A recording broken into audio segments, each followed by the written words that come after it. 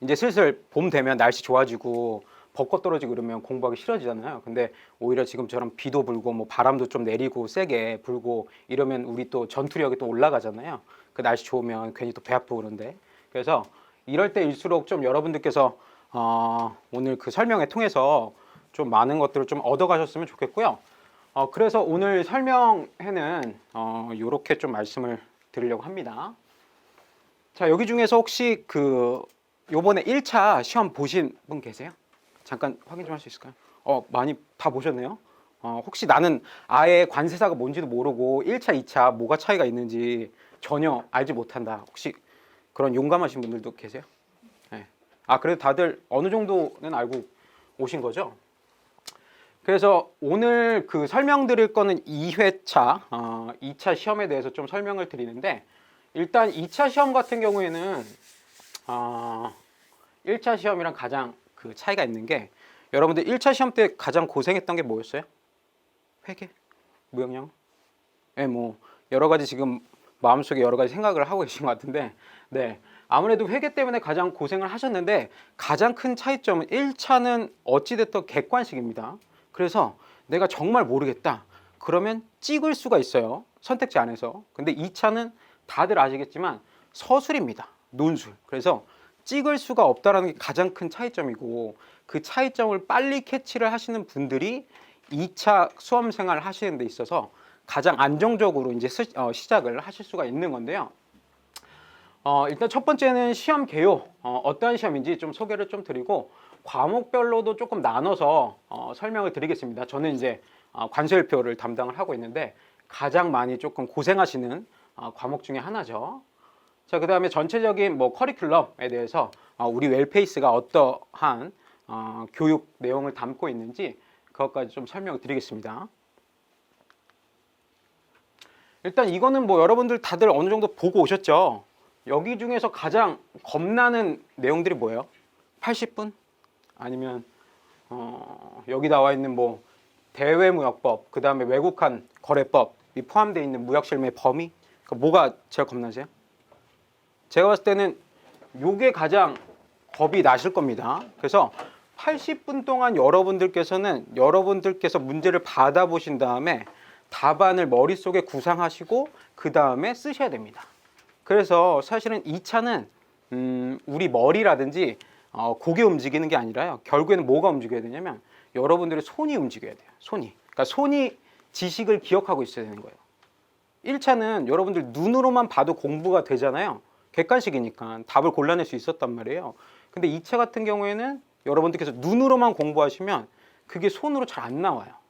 왜냐면 써야 되는 것들이라서 2차 같은 경우에는. 그래서 좀 괴리감이 좀 더 크실 겁니다.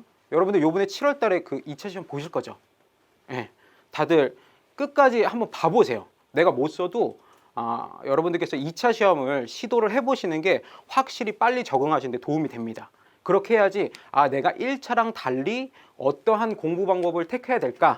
이게 답이 흔히 말하는 견적이 딱 나온단 말이에요. 그래서 요번에 7월 달에 여러분들께서 많이 못 쓰시더라도 꼭 한번 끝까지 좀 참석을 하시기를 바라면서 관세법 같은 경우에는 여러분들께서 1차 때 어느 정도 맛을 보셨습니다. 그래서 아실 것 같고 그 다음에 무역 실무 같은 것도 무역 영어 통해서 좀 어느 정도 아시는 것 같고 가장 이제 생소한 게 요 두 녀석들이 될 거고 아마 가장 궁금하실 부분일 것 같아요.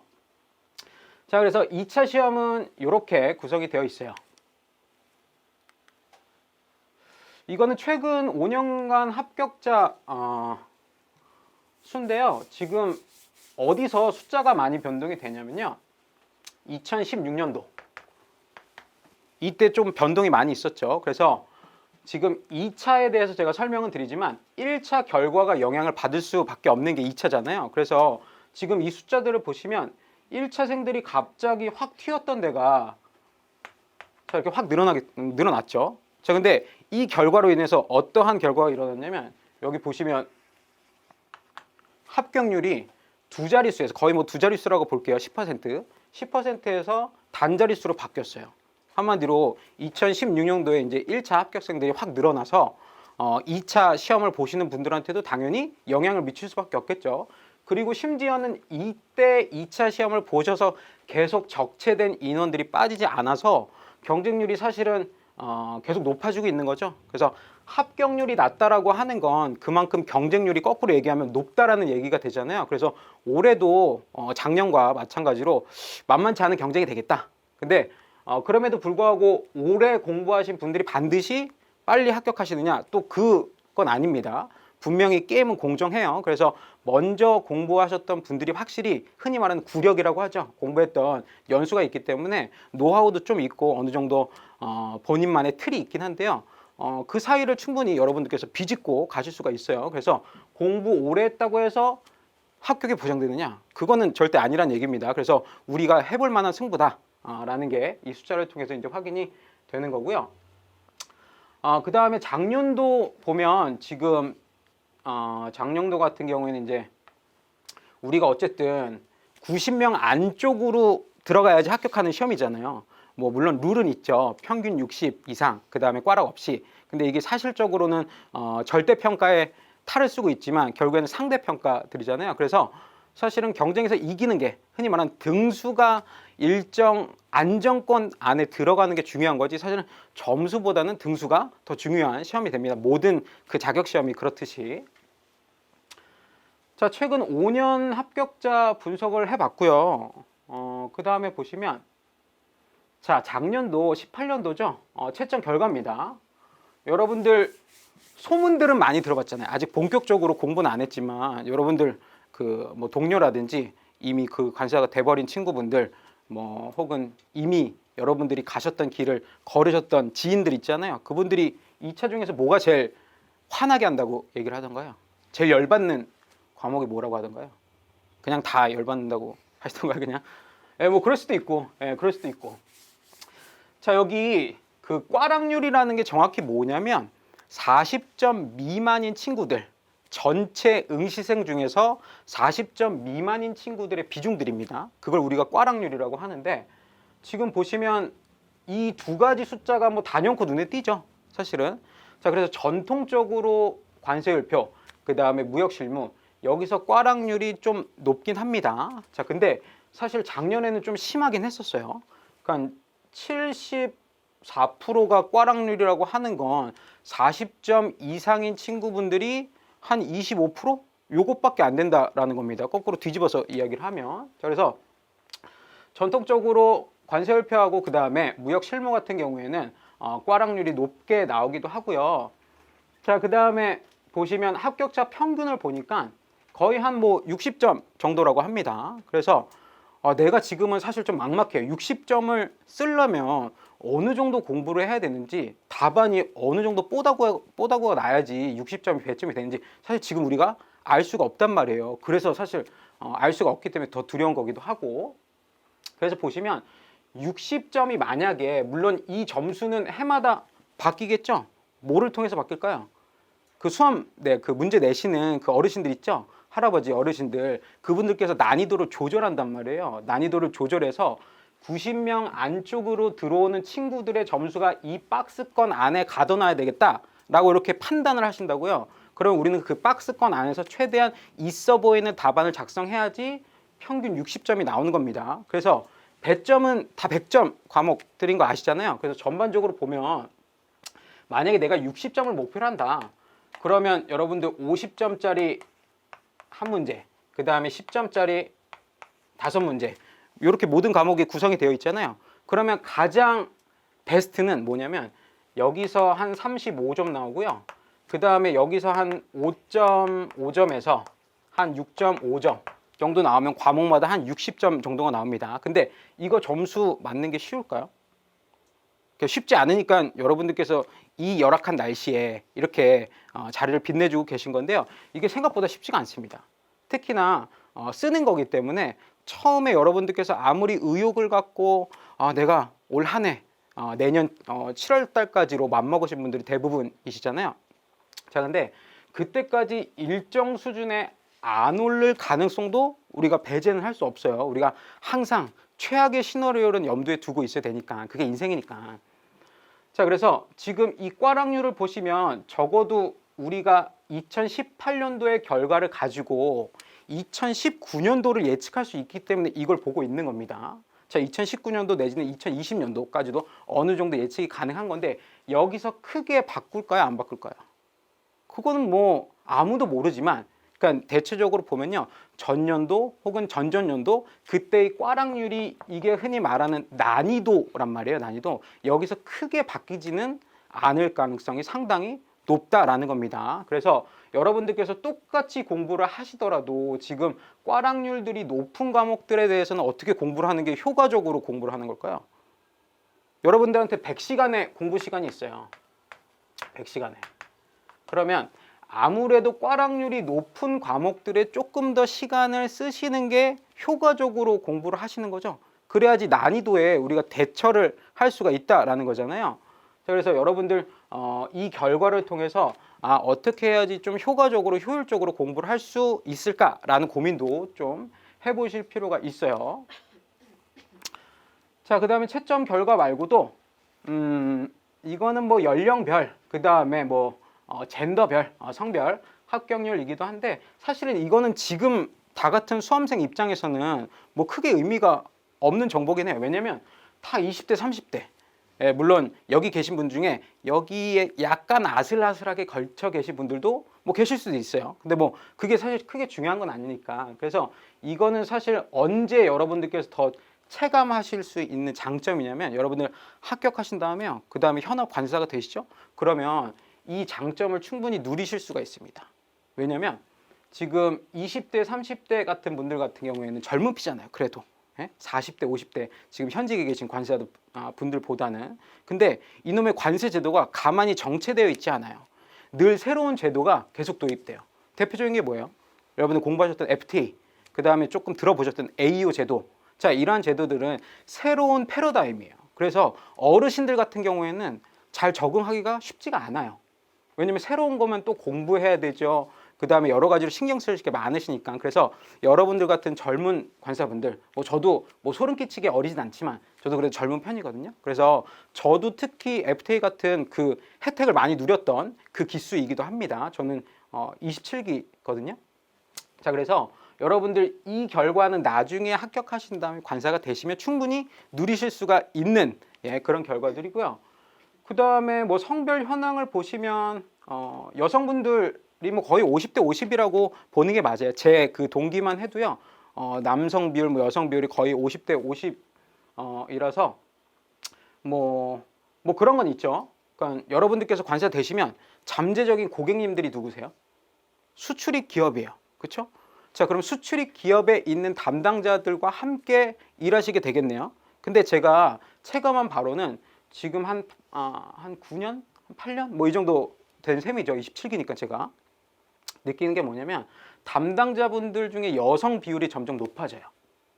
여성들 비중이 실제로 제가 체감할 수 있을 정도로 확실히 높아지기 때문에 내가 여자라서 일을 하는데 관세로서 업무를 보는데 좀 불리하지 않나 라는 것들이 점점 개선되고 있어요. 그러니까 운동장이 약간 기울어져 있다가 성비를 기준으로 해서 이게 점점 맞춰지고 있어요. 그래서 뭐 내 나이가 어떻든지 간에 혹은 내 성별이 어떻든지 간에 여러분들께서 관사를 합격하시면 확실히 지금 다 누리실 수 있는 조건들이기 때문에 여러분들 좀 기운 내라는 차원에서 말씀을 드렸습니다.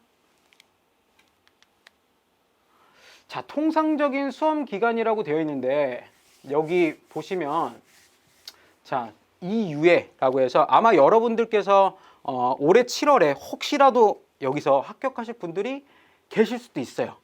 엄격결에 내가 지금 4월달, 5월달, 6월달에 바짝 공부해가지고 외운 게 전부 다 나온다면 우리가 뭐 이런 희망 정도는 가지는 게 죄는 아니잖아요. 상상은 해볼 수 있잖아요. 결과는 어떻게 될지 모르지만. 자, 근데 대체적으로 지금 이 기간 안에 승부를 보시는 분들이 많습니다. 그래서 저만 해도 전 여기 다행스럽게도 저도 한 1월달, 2월달, 3월달 그때 1차 준비해가지고 저 때는 회계가 아니었었어요. 다행스럽게 행정 학이어서 그때는 벼락치기 한 석 달 진짜 바짝 하면 그래도 승부를 볼 수가 있었어요. 뭐 요즘 여러분들 보시는 1차랑은 좀 난이도 차이가 있긴 하지만, 자, 그리고 나서 그 다음에 대학교 다니면서 한 스트레이트로 한 3학기 휴학했나요? 그리고 나서 이제 그 다음에 2차를 붙은 전형적인 이 케이스였었는데요. 상당히 놀라운 게 저 때는 스터디가 일반적이었어요. 사실 필수였어요, 필수. 그러니까 왜 그러냐면 지금은 여러분들 학원 커리큘럼이 잘 짜여져 있거든요. 뭐 기본반 있죠. 그 다음에 뭐 심화반 있죠. 그 다음에 문제풀이반 있죠. 모의고사반 있죠. 자, 근데 저 같은 경우에는 4월달, 5월달, 6월달에 기본 이론반을 들으면요, 할 게 없어요. 왜냐면 모의고사는 그 다음에 1월달부터 보기 때문에 6개월 동안 뭐 손가락 뺄 수는 없잖아요. 그럼 공부를 계속하고 저도 칼을 갈아야 되잖아요. 그래서 필수적으로 스터디를 할 수밖에 없었어요. 근데 저 같이 스터디 준비했었던 그 친구들이 저 포함해서 한 5명 정도 되는데요. 저하고 그 다음에 한 2명, 3명은 저랑 같이 합격을 했고, 그 다음에 한 친구는 아예 그냥 관뒀어요. 관세 자기는 안 맞는 것 같다고 해가지고 관뒀고, 한 친구는 합격하는데 2년이 더 걸렸어요. 2년이. 그래서 같이 공부했음에도 불구하고 왜 이런 결과가 나왔을까라고 제가 공부했던 방식하고 그 다음에 그 친구가 공부했던 방식을 조금 비교를 해보니까 그 친구가 상당히 완벽주의자였어요. 완벽주의자. 그러니까 책이 있으면 이 책을 통째로 씹어 먹어야지 잠을 자는 그런 예민한 친구였었어요. 물론 이런 예민함, 그 다음에 뭐 일종의 승부근성이라고 해야 되나요? 뭐 이런 게 도움이 될 수도 있어요. 근데 이것도 적당히 하고, 모든 책에는 더 중요한 게 있고요, 덜 중요한 게 있어요. 그러면 여러분들 현명한 수험생이면 어떻게 공부해야 되겠어요? 더 중요한 거는 더 시간을 써서 공부해야 되겠죠? 덜 중요한 건 덜 시간을 써서 공부해야 되는데, 이 친구는 책 1페이지부터 뭐 예를 들어 1000페이지면 이걸 통째로 자기가 달달달달 외워야지 직성이 풀려요. 그러면 중요한 걸 놓친단 말이에요. 그러니까 중요한 흐름을 놓치게 돼서 그 친구는 시간 2년이면 사실 적지 않단 말이에요. 그래서 제가 드리고 싶은 얘기는, 가급적이면 이 케이스 안에 다 떠나세요. 다 여러분들 수험생활 떠나셔가지고 저를 필드에서 보시는 거예요. 세관에서 보고요. 그 다음에 뭐 회사에서 보고요. 그게 낫지. 수험생 생활에서 막 이렇게 보고 막 이렇게 보고 이렇게 보면 제가 무슨 아빠도 아니고 여러분들, 그럼 저도 부담스럽고 여러분들도 얼마나 부담스러워요. 그렇죠? 그래서 빨리 이 시간 안에 이제 해결을 볼 수 있는 방법에 대해서 각 과목별로 좀 안내를 좀 드리도록 할게요. 자, 여기서 드리고 싶은 메시지는 공부는 누구나 다 같이 합니다. 열심히 안 하는 분들이 계실까요? 제가 봤을 때는 지금 4월달, 5월달, 6월달, 7월달까지는 더워지기 전까지는요, 여러분들 정말 열심히 하세요. 네. 제가 오늘 여러분들 그 하계월역에서 내리셨죠. 저도 하계월역에서 내리면서 걸어왔거든요. 근데 보니까 여러분들 중에 제가 이미 지나치면서 마주치신 분이 계세요. 근데 그 친구분들 중에 어떤 분들이 계시냐면요, 걸어다니면서 물을 읽고 계시더라고요. 이거 깜짝 놀랐죠. 아니, 내 옆자리에 그런 친구가 있었단 말이야. 근데 그 분이 지금 그 애티튜드가 끝까지 내년 7월달까지 유지가 되면, 그분은 제가 봤을 땐 어떠한 선생님을 만나도 반드시 되실 거예요. 그래서 여러분들 지금 다 같이 공부하지만 조금 더 열심히 남들보다 차이를 두시는 게 좋습니다. 그래야지 그 차이가 나중에 모의고사를 본다든지 수업을 들을 때 차이가 조금씩 벌어져요. 왜냐면 상대평가라고 말씀드렸잖아요. 물론 내 친구들 혹은 내 전우들, 지금 옆에 계신 뭐 크게 보면 뭐 전우죠. 뭐 이 친구들 이겨야 되는 이 상황이 너무나 슬프지만 그게 또 시험의 묘미잖아요. 그래서 여러분들 그런 것들 꼭 기억을 해 두시고, 가급적이면 자 2년 유예 안에 좀 효부를 보세요. 예, 그래야지 여러분들 정신 건강에도 좋고 육체적인 건강도 좋고, 여러분들 가족들한테도 진짜 효도하는 겁니다. 효녀 될 방법은 빨리 문 닫고 그냥 나가세요. 예, 나 수석해야 되겠다, 죽어도. 그럼 뭐 내가 뭐 말릴 수가 없지만, 그냥 난 꼴찌로라도 문 닫고 나가겠어, 이렇게 마음 먹으셨으면 문 닫고 빨리 나가세요. 그래야지 여러분들의 가정이 화목해지는 가장 좋은 방법이에요. 자, 그래서 통상적인 수업 시간에 대해서 말씀을 드렸고요. 자, 관세법부터 설명을 드리려고 하다가 제가 먼저 관세율표 설명을 드리고 제가 마이크를 이명호 선생님한테 넘기도록 할게요. 저는 저도 부담스럽네요. 이렇게 가까이서 제 얼굴을 넙대대게 보는 건.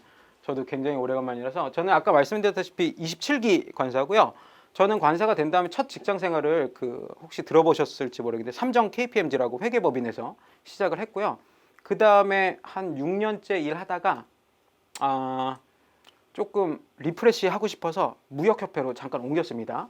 거기 있다가 또 옮기니까 9 to 6가 저랑 또 안 맞더라고요. 그래서 안 맞아가지고 지금은 그 관세법인 세주라는 곳에서 일을 하고 있는데요. 제가 말씀드렸다시피 여기 뭐가 지금 보이나요? 아무것도 안 써 있죠? 네. 제가 뭐 썼던 것 같아서 지금 말씀드리는 겁니다. 제가 뭐 썼던 것 같은데 안 보여서 저도 좀 당황했나 봐요. 그래서 혹시라도 여러분들 이 시간 뭐 지금 중이라도 손 드셔가지고 뭐 관사 시험이 됐든 뭐 그게 아니든 상관없이 여러분들 질문하실 수 있어요. 그래서 뭐 지금 떠오르시는 게 없다, 질문할 거리가 없다, 그러면 이거 끝나신 다음에 개인적으로 오셔서 질문 얼마든지 하셔도 좋습니다. 특히 제가 제일 자주 받는 질문 중에 하나가 뭐냐면 관세법인 가가지고 합격하면 통관부터 배워야 되나요? 회계법인 뭐 내지는 법무법인 가가지고 컨설팅을 먼저 배워야 되나요? 자, 이런 질문 제가 한 100번도 넘게 들었습니다. 100번도. 근데 제가 이 질문 100번 받으면 100번 드린 대답이 저는 이렇게 말씀드립니다. 저도 잘 모르겠는데요. 저도 잘 진짜로 뭐가 닭이 먼저인지 달걀이 먼저인지는 아무도 몰라요. 자, 중요한 건 뭐냐면 여러분들께서 통관부터 시작하시던 컨설팅부터 시작하시던 거기서 어느 정도 커리어를 건강하게 쌓으신 다음에 기회가 있으시면 개업하셔도 되는 거고요. 혹시라도 다른 이직의 기회가 있으면 이직하셔도 되는 겁니다. 중요한 건 뭐냐면 시장에서, 그러니까 우리는 어찌됐든 시장에서 거래가 되는 일종의 상품이잖아요. 여러분들 능력은 거래가 됩니다. 그게 연봉이라는 형식으로 여러분들 부여가 되는 거고 보너스라는 방식으로 여러분한테 보상해 주는 겁니다. 그래서 우리는 다 시장 가격이 있습니다. 그래서 매력적으로 팔릴 수 있는 상품이 되도록 하십시오. 이게 정답이지 뭐가 먼저예요? 통관이 먼저예요? 뭐 컨설팅이 먼저예요? 그건 저도 모르겠어요. 혹시 아시면 나중에 저한테 좀 알려주세요. 저도 잘 모르겠으니까. 그래서 그런 질문 엄청 많이 받는데요. 왕도는 없다. 관사가 되고 나서도 왕도는 따로 없습니다. 사실 그때부터 좀 더 치열하긴 합니다. 왜냐면 그때는 시험 보지 않거든요. 아무도 여러분들한테 시험 보라는 얘기 안 합니다. 그냥 관사하니까 다 알고 있겠지 라고 접근하는 게 사실은 더 무서운 일입니다. 자, 저는 관세율표를 강의를 할 거고요. 예, 지금 보시면 저는 아직도 공부합니다. 예, 아직도 공부를 합니다. 대학원에서 만학도의 길을 걷고 있는데요. 왜 공부를 하냐면 저도 이게 온도 차이가 있어요. 그러니까 관세사로서 실무를 잘하는 관사랑 여러분들한테 좋은 강의를 딜리버리할 수 있는 관사랑은 또 달라요. 그러니까 일하는 관사랑 여러분들 강사로서 좋은 강사로서의 관사 또 다르기 때문에 그래서 저도 공부를 하는 이유기도 해요. 왜냐면 여러분들한테 최대한 과목도 사실 되게 짜증 날 거거든요. 아직까지 여러분들이 좀 밝으신데 아직 책을 안 펴보셨기 때문이에요. 그래서 여러분들 밝으실 수 있을 건데 책 조금만 펴보면 아마 화가 머리 끝까지 차오를 겁니다. 부하가 치민다고요. 부하가. 이 책을 펴보면. 제 책만 그러냐? 다른 책도 다 여러분들 화나게 만들었어요. 왜냐? 딱 책을 펴보면 숫자 뭐 4자리 좀 보이고요. 그 4자리 옆에 한글이 뭐 빽빽하게 적혀 있어요. 그거를 우리는 HS 코드 4단이라고 하고요. 그 옆에 한글로 빽빽하게 적혀 있는 거 호의 용어라고 합니다. 이건 뭐 전화번호부도 아니고 뭐야? 어디다 바꿔먹지도 못해요. 팔아먹지도 못합니다. 자, 그래서 이 과목을 최대한 여러분들한테 쉽게 딜리버리를 하기 위해서 저도 사실 공부를 합니다. 자, 그러면 관세율표가 여러분들 언제 한번 들어보셨을까요? 1차 준비하시면서. 관세법. 관세법. 여러분들 공부하실 때 관세율표를 한번 들어보셨을 겁니다. 자, 근데 이 관세율표 도대체 왜 배울까? 얘 어떤 놈일까? 이걸 알아야지 우리가 뭐 시작을 하더라도 할 거잖아요. 자, 그래서 보시면 이 관세율표 생겨먹은 게 어떻게 생겨먹었냐면 자, 여기 HS 코드 6자리가 있고요. 그 옆에 관세율이 이렇게 나와 있습니다. 자, 이걸로 가득 찬 표입니다. 표. 자, 근데 제가 HS 코드 6자리라고 했는데 그러면 이 HS 코드 6자리는 어쨌든 숫자거든요. 숫자. 그러면 이 숫자는 어떻게 부여하는가? 그 룰을 우리한테 알려주는 게 이 관세율표입니다. 이 관세율표에는 그 룰로 통칙이라는 녀석이 있고 그 다음에 호의 용어라는 녀석이 있고, 그 다음에 주규정이라는 녀석이 있어요. 내가 지금 통칙이 뭔지, 호의 용어가 뭔지, 주규정이 뭔지 몰라도 상관없어요. 이건 나중에 기본반 들으시면서 제가 한 땀 한 땀 친절하게 설명을 드릴 테니까. 자, 지금 이 녀석들에 의해서 HS 코드 6자리 혹은 4자리라고 합니다. 자, 이 4자리를 분류하는 작업이 바로 품목 분류입니다. 자, 그래서 관세율표는 왜 배우느냐? 품목 분류를 하기 위해서 여러분들 하시는 겁니다. 그러면 품목 분류는 왜 하느냐? 품목 분류의 결과물이 뭐라고 했어요? 이 HS 코드 4자리입니다. 6자리가 됐든 저는 그냥 편의상 HS 코드라고 하겠습니다. 이 HS 코드가 여러분들 무역에 있어서 여러 가지 모습으로 사용이 되기 때문인데요. 자, 가장 중요한 게 수익 관세율을 결정합니다. 8%인지, 0%인지, 1%인지, 2%인지. 이게 중요하잖아요. 왜? 관세를 우리는 산출해야 되잖아요. 관세를 산출하려면 관세율을 기본적으로 알아야 되잖아요. 그 관세율을 알기 위해서는 여러분들께서 품목 분류라는 과정을 통해서 HS 코드라는 결과값을 도출하는 겁니다. 자, 수익 관세율에만 쓰이느냐? 그렇지 않아요. 자, 원산지 표시 메이드 인 코리아라고 마킹을 하기 위해서는 여러분들 HS 코드 확인하셔야 됩니다. 원산지 표시 대상인지 아닌지 그거를 알 수 있단 말이에요. 자, 그 다음에 관세 감면에 해당되는지 안 되는지, 자, 그것도 누가 알려준다? HS 코드라는 녀석이 알려주는 겁니다. 자, 그 다음에 간이정의 환급에 있어서 간이정의 환급금을 산출하려면 마찬가지로 수출 물품의 HS 코드를 아셔야 됩니다.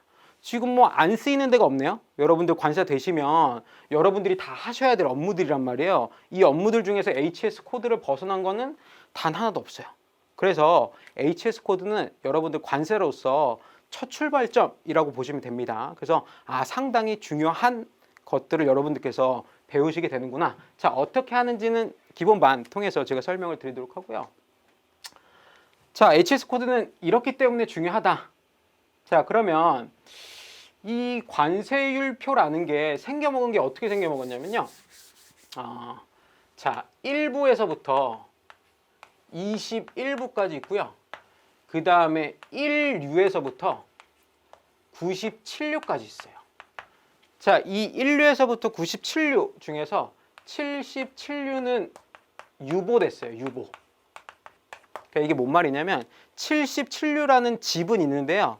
지금 전세가 안 나갔어요. 그래서 주인이 없는 겁니다. 사는 사람이 없는데 집은 있는 겁니다. 자, 그래서 관세율표라는 게 이렇게 생겨 먹었습니다. 큰 틀에서 보면. 자, 그러면 이 1부에서부터 21부 얘네들을 좀 더 쪼개면 1류에서부터 97류 이거를 A에서부터 Z까지 다 100%의 힘으로 여러분들께서 공부하셔야 되냐? 그렇게 공부하실 거면 사실은 여러분들께서 강의를 들을 필요가 없는 거죠. 그냥 혼자 관세율표 책 구하셔가지고 보시면 되는 겁니다. 자, 근데 제가 여러분들께 하고 싶은 거는 가뜩이나 양이 무지막지하게 많은데 이 녀석들을 똑같이 100의 힘으로 다 접근하시면 여러분들 내년 7월 달까지 생존하는 것조차도 힘들 수가 있어요. 왜냐면 하도 양이 많으니까. 그러면 제가 여러분들께 해드려야 될 부분은 중요한 부분을 조금 솎아드려야 되는 거잖아요. 그렇죠? 솎아드려야 되는 거겠죠? 자, 그러면 어떻게 솎아내느냐? 기준점이 있습니다. 그 기준점이 뭘까요? 기출문제가 되겠죠? 자, 그래서 최근 10년간 기출문제 자료를 보면요. 지금 보시면 여기 숫자가 지금 잘 안 보이실 텐데 지금 25%의 비중을 차지하는 게 16부입니다. 그 다음에 여기 보시면 15% 정도의 비중을 차지하는 게 통칙이라는 녀석이고, 자, 이런 식으로 퍼센테이지가 다 나와 있습니다. 자, 이게 여러분들의 전략입니다. 이게 여러분들의 실질적인 시험 범위가 돼야 됩니다. 왜? 똑같은 에너지로 A서부터 Z까지 다 여러분들께서 100% 에너지를 발휘할 수가 없어요. 우리 신체 구조가 그렇단 말이에요. 그래서 더 중요한 거는 더 중요하다고 우리의 뇌가 인지해야지 여러분들께서 효과적으로 공부하실 수가 있는 겁니다. 자, 그래서 지금 보시면 대략적으로 여기서부터 여기까지만 끊어도요. 여기서부터 여기까지만 끊어도 퍼센테이지가 대략 한 몇 퍼센트 되냐면 한 75%예요. 이미. 즉 이 범위가 내가 지금 뭔지 잘 모르겠어요. 근데 전체 범위거든요. 이 전체 범위 중에서 절반에 해당하는 그 분량이 75%나 최근 10년간 나왔다는 얘기예요. 그러면 여러분들께서 에너지들을 어디다 더 많이 쏟아 부으시는 게 정상적이에요. 제가 지금 75% 범주 안에 들어갑니다. 지금 이 범주 안에서 75%에 해당하는 에너지를 여기다 쏟아 부으시고, 그 다음에 그럼 얘네들은 외면할 거예요? 나머지 뭐 기타에서부터 얘네들은 어떻게 할 거예요? 생 깔 거예요? 외면할 거예요? 그렇지 않잖아요. 나오면 어떡해요? 나오면. 그렇죠? 자, 그래서 이 에너지를 어떻게 효율적으로 관리해서 어디에 초점을 맞춰야 될까? 저는 그 답을 드리려고 하는 겁니다. 자, 우리의 실질적인 출제 범위 이렇게 되고요. 특히나 관세율표 같은 경우에는 시간이 좀 걸립니다. 뭐 하는데 시간이 걸리냐면 일정 정도 수준 안에 여러분들께서 안착하시는데 시간이 걸려요. 그래서 저도 그랬어요. 그리고 다른 모든 합격하신 관세사님들도 다 마찬가지예요. 뭐냐면 관세율표는 가장 마지막에 꼽혀요. 가장 마지막에. 그래서 가장 마지막에 꼽히는 만큼 가장 중요한 멘탈리티는 뭐냐면 포기하지 않는 거예요. 자, 이거 예를 들어서 오늘 여러분들께서 11부를 열심히 하루 종일 공부했어요. 다음날 기억이 날까요? 안 날까요? 기억이 안 나요. 그러니까 한동안은 기억이 안 나는 그런 끔찍한 날들이 계속 될 거예요. 근데 그럼에도 불구하고 뭘 해야 되냐면 계속 그냥 책상머리에 앉아 있는 거예요. 왜냐면 반복이 되면요, 나중에 여러분들 모의고사 막판에 한 5월달, 6월달 되잖아요. 그러면 쓰면서 딴 생각하고 있는 여러분들의 놀라운 에너지를 발견하게 됩니다. 그런 진짜 놀라운 역사가 일어나요. 네, 진짜로. 그래서 지금은 안 믿기시는 눈빛을 다들 하고 계셔서 저도 상당히 뭐 공감합니다. 왜냐면 저도 제가 봤던 그 눈빛, 제가 저도 설명회 들었을 때 그 받았었던 그 눈빛을 여러분들께서 보내고 계셔서 뭐 저도 뭐 이의는 없습니다. 자, 근데 결국에는 반복이 가장 중요하고 이해하고 그 다음에 암기 두 개의 영역이 크게 나눠지는데요. 특히나 관세율표 같은 경우에는 암기의 영역이 조금 더 넓긴 합니다. 근데 이해가 안 되면 여러분들 외워치던가요? 다들 대학생 때 여러분들 초치기 해보셨잖아요. 이해 안 되면 안 외워져요. 안 외워지면 못 써요. 뭐 객관식이면 찍을 수라도 있겠지만. 자, 그래서 어떤 커리큘럼을 통해서 여러분들 나고자 없이 좀 가려고 하냐면요. 자, 일단 기본 이론 이제 좀 있으면 시작을 하죠. 이 기본 이론 같은 경우에는 요 세 가지를 당연히 메인으로 합니다. 이 세 가지가 법적인 분류 원칙입니다. 아까 HS 코드라는 녀석 들어보셨죠? 그 HS 코드라는 것을 부여를 하기 위해서 법적인 룰입니다. 이거는 우리가 무조건 지키는 겁니다. 지키는 거예요. 자, 이 룰들을 배울 텐데 통칙 같은 경우에는 뭐 통칙 1에서부터 6, 그 다음에 7, 뭐 국내주까지 있고, 호의 용어 같은 경우에는 1222개가 있습니다. 뭔진 모르겠지만 굉장히 많다. 짜증이 나기 시작한다. 뭐 그런 그 정도는 제가 느낄 수 있겠어요. 자, 그 다음에 4단위 호를 기준으로는 1222개가 있고, 주규정 같은 경우에는 한 470개가 있습니다. 이 주규정도 부의 주, 그 다음에 류의 주, 그 다음에 소의 주라고 또 장르가 있어요. 지들 나름대로. 뭐 그거는 지금 중요하지 않고, 그 다음에 이 호의 용어 4단위 호의 용어는 1222개인데요. 6단위, 제가 아까 HS 코드 4단위, 6단위라고 잠깐 말씀을 드렸는데 6단위 같은 경우에는 5,387개입니다. 엄청 많죠? 지금 뭐 뭔지 모르겠지만 계속 막 숫자가 늘어나고 있어요. 자, 근데 여러분들 수험 생활 하시면서 이 6단위는 모르셔도 됩니다. 자, 근데 간혹가다 이 4단위를 기억하기 위해서 혹은 4단위를 이해하기 위해서 아셔야 될 6단위가 있습니다. 이거는 제가 알려드리는 것만 여러분들께서 기억하시는 겁니다. 자, 그래서 이렇게 기본적으로 여러분들께서 HS 코드를 따낸다 혹은 품목 분류를 한다. 자, 이 활동을 하시는데 필요한 기본적인 룰들을 우리가 기본 이론반에서 배울 거고요. 그 다음에 이 기본 이론을 통해서 이거 가지고 합격을 보장할 수 있느냐? 100%? 사실 그거에는 저는 조금 회의적이긴 합니다. 왜냐? 여러분들 수준이 엄청 높아졌어요. 그러니까 저 수험 생활을 할 때보다 여러분들의 답안을 제가 계속 채점하고 모의고사 보니까 볼 거잖아요. 그러면 자, 이것 가지고는 합격을 개런티하기에는 조금 간당간당한 답안지들이 있단 말이에요. 자, 그러면 그 차이는 뭐가 만드느냐? 그 차이는 바로 이 친구가 만듭니다. HS 해설서라는 녀석. 자, 근데 이거는 여러분들께서 다 공부를 할 수가 없어요. 왜냐? 몇천 페이지가 됩니다. 몇천 페이지가 넘어요. 몇천 페이지가. 그래서 이걸 다 공부하겠다라고 하는 순간 여러분들께서 안드로메다로 가실 겁니다. 시간이 너무 오래 걸려요. 그래서 이 중에서도 여러분들께 필요한 것들, 중요한 것들 위주로 진행을 해서 여러분들 그 기본 이론반 듣고 그 다음에 여기 고득점반, 심화반이라고 되어 있는데요. 자, 여기서 이거 들으면 답안 구성하실 때 깻잎 한 장 차이를 계속 만들어내시는 겁니다. 당연히 좋은 방향으로. 그러니까 더 나은 답안을 만들어내기 위해서. 자, 문제당 10점짜리 문제당 0.5점, 그 다음에 1점. 요 차이, 조그마한 차이가요. 나중에 그 100점짜리 다 합산해보죠. 그럼 마지막에 흔히 말하는 점수 잘 나오는 친구들 있죠. 흔히 말하는 상위권 친구들, 그 다음에 중위권 친구들. 이 차이를 만들어내는 게 사실 요 녀석입니다. 그래서 우리 고득점반에서는 HS 해설서 위주로 진행을 할 거고, 자, 그 다음에 여기에서는 이제 써보는 연습을 본격적으로 할 겁니다. 왜냐? 결국에는 우리가 이 모의고사 과정을 통해서 여러분들이 시험장 가서서 써야 되잖아요. 근데 우리가 흔히 착각하는 게 있어요. 여러분들 머릿속에 암기가 돼 있으면 여러분들 팔로 쓸 수 있을 것 같죠. 근데 그 갭이 분명히 있습니다. 그래서 자, 그 두 가지 과정, 그 갭을 최대한 줄일 수 있도록 이 두 가지 과정을 통해서 관세어표 전체적으로 진행을 하려고 합니다. 자, 그래서 혹시 질문 있으시면 질문해 주시고, 혹시 내가 지금 질문할 게 기억이 안 난다 라고 하시면 기억나실 때 따로 말씀을 해 주시면 되겠습니다. 그래서 저는 마이크를 이명호 선생님한테 넘기도록 하도록 하겠습니다. 예, 고생 많으셨습니다. 예. 네, 안녕하세요. 안녕하세요. 예. 우리 15분씩 하기로 했는데, 그래요? 이 애정이 많으셔가지고 이렇게 또 많이 알려주시려고 했나 보네요. 예.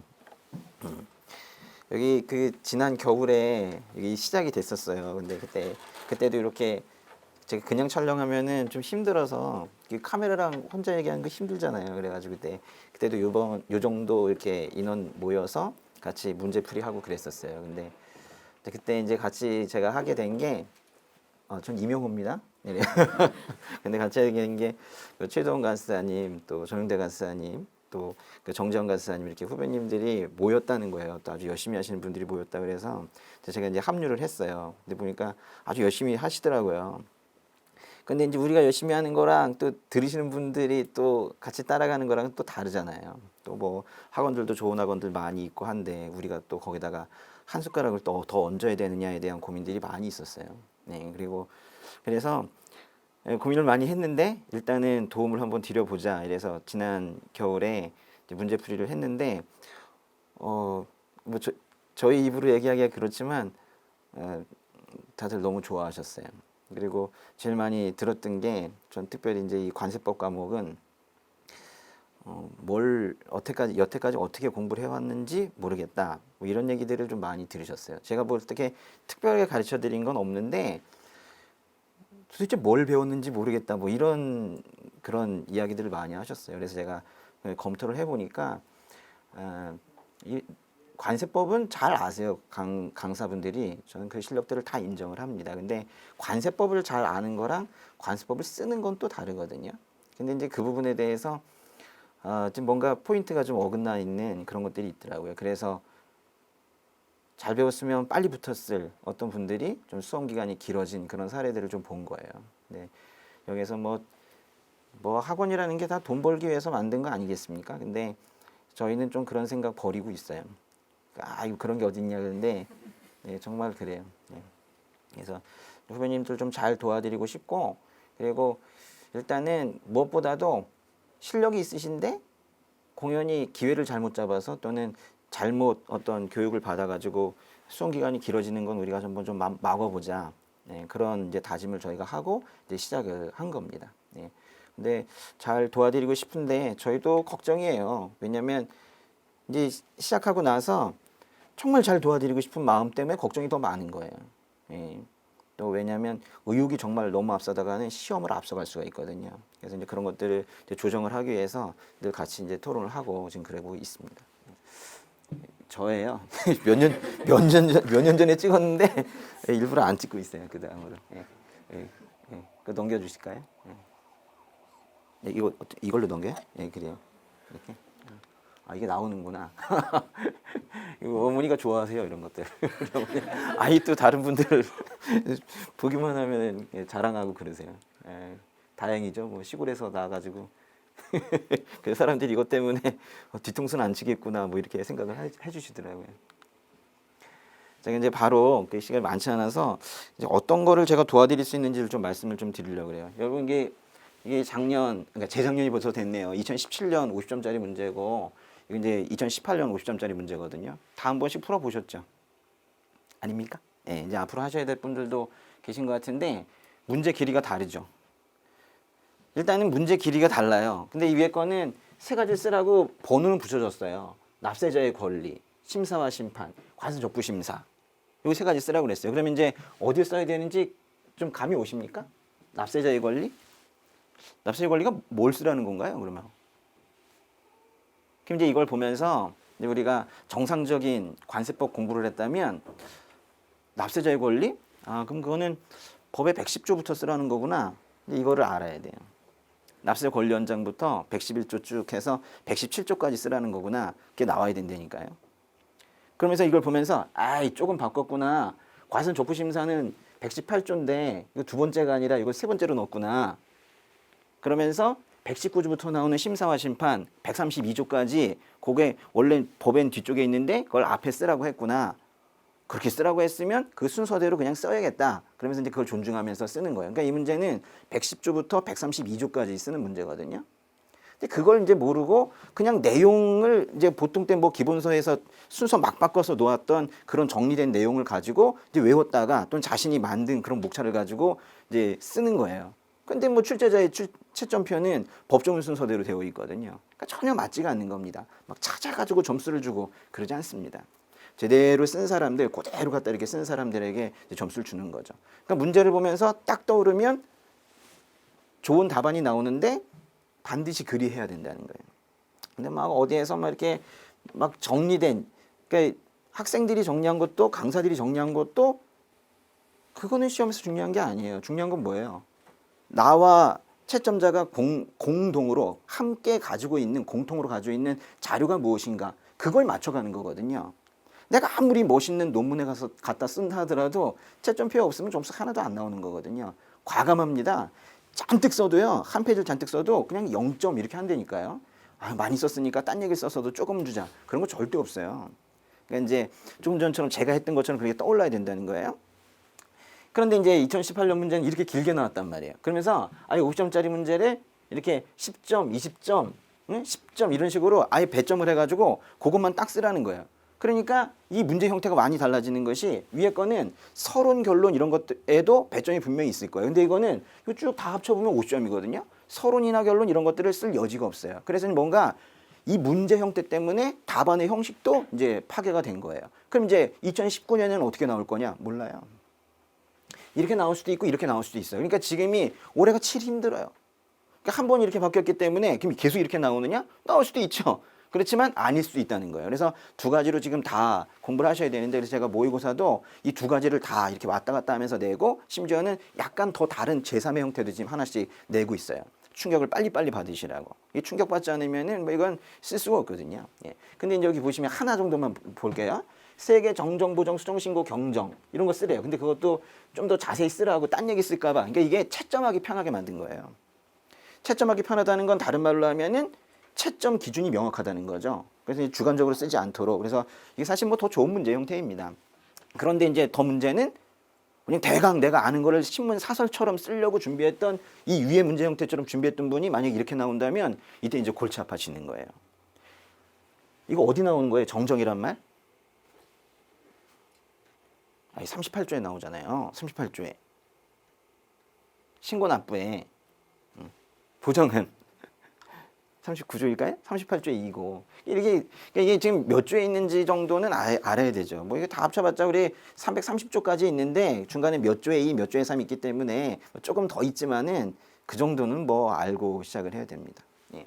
근데 요거를 이제 어떻게 써야 되는지 한번 볼게요. 이게 이제 보시면은 이게 요 부분만 한번 볼게요. 그 20점 분량이 있네.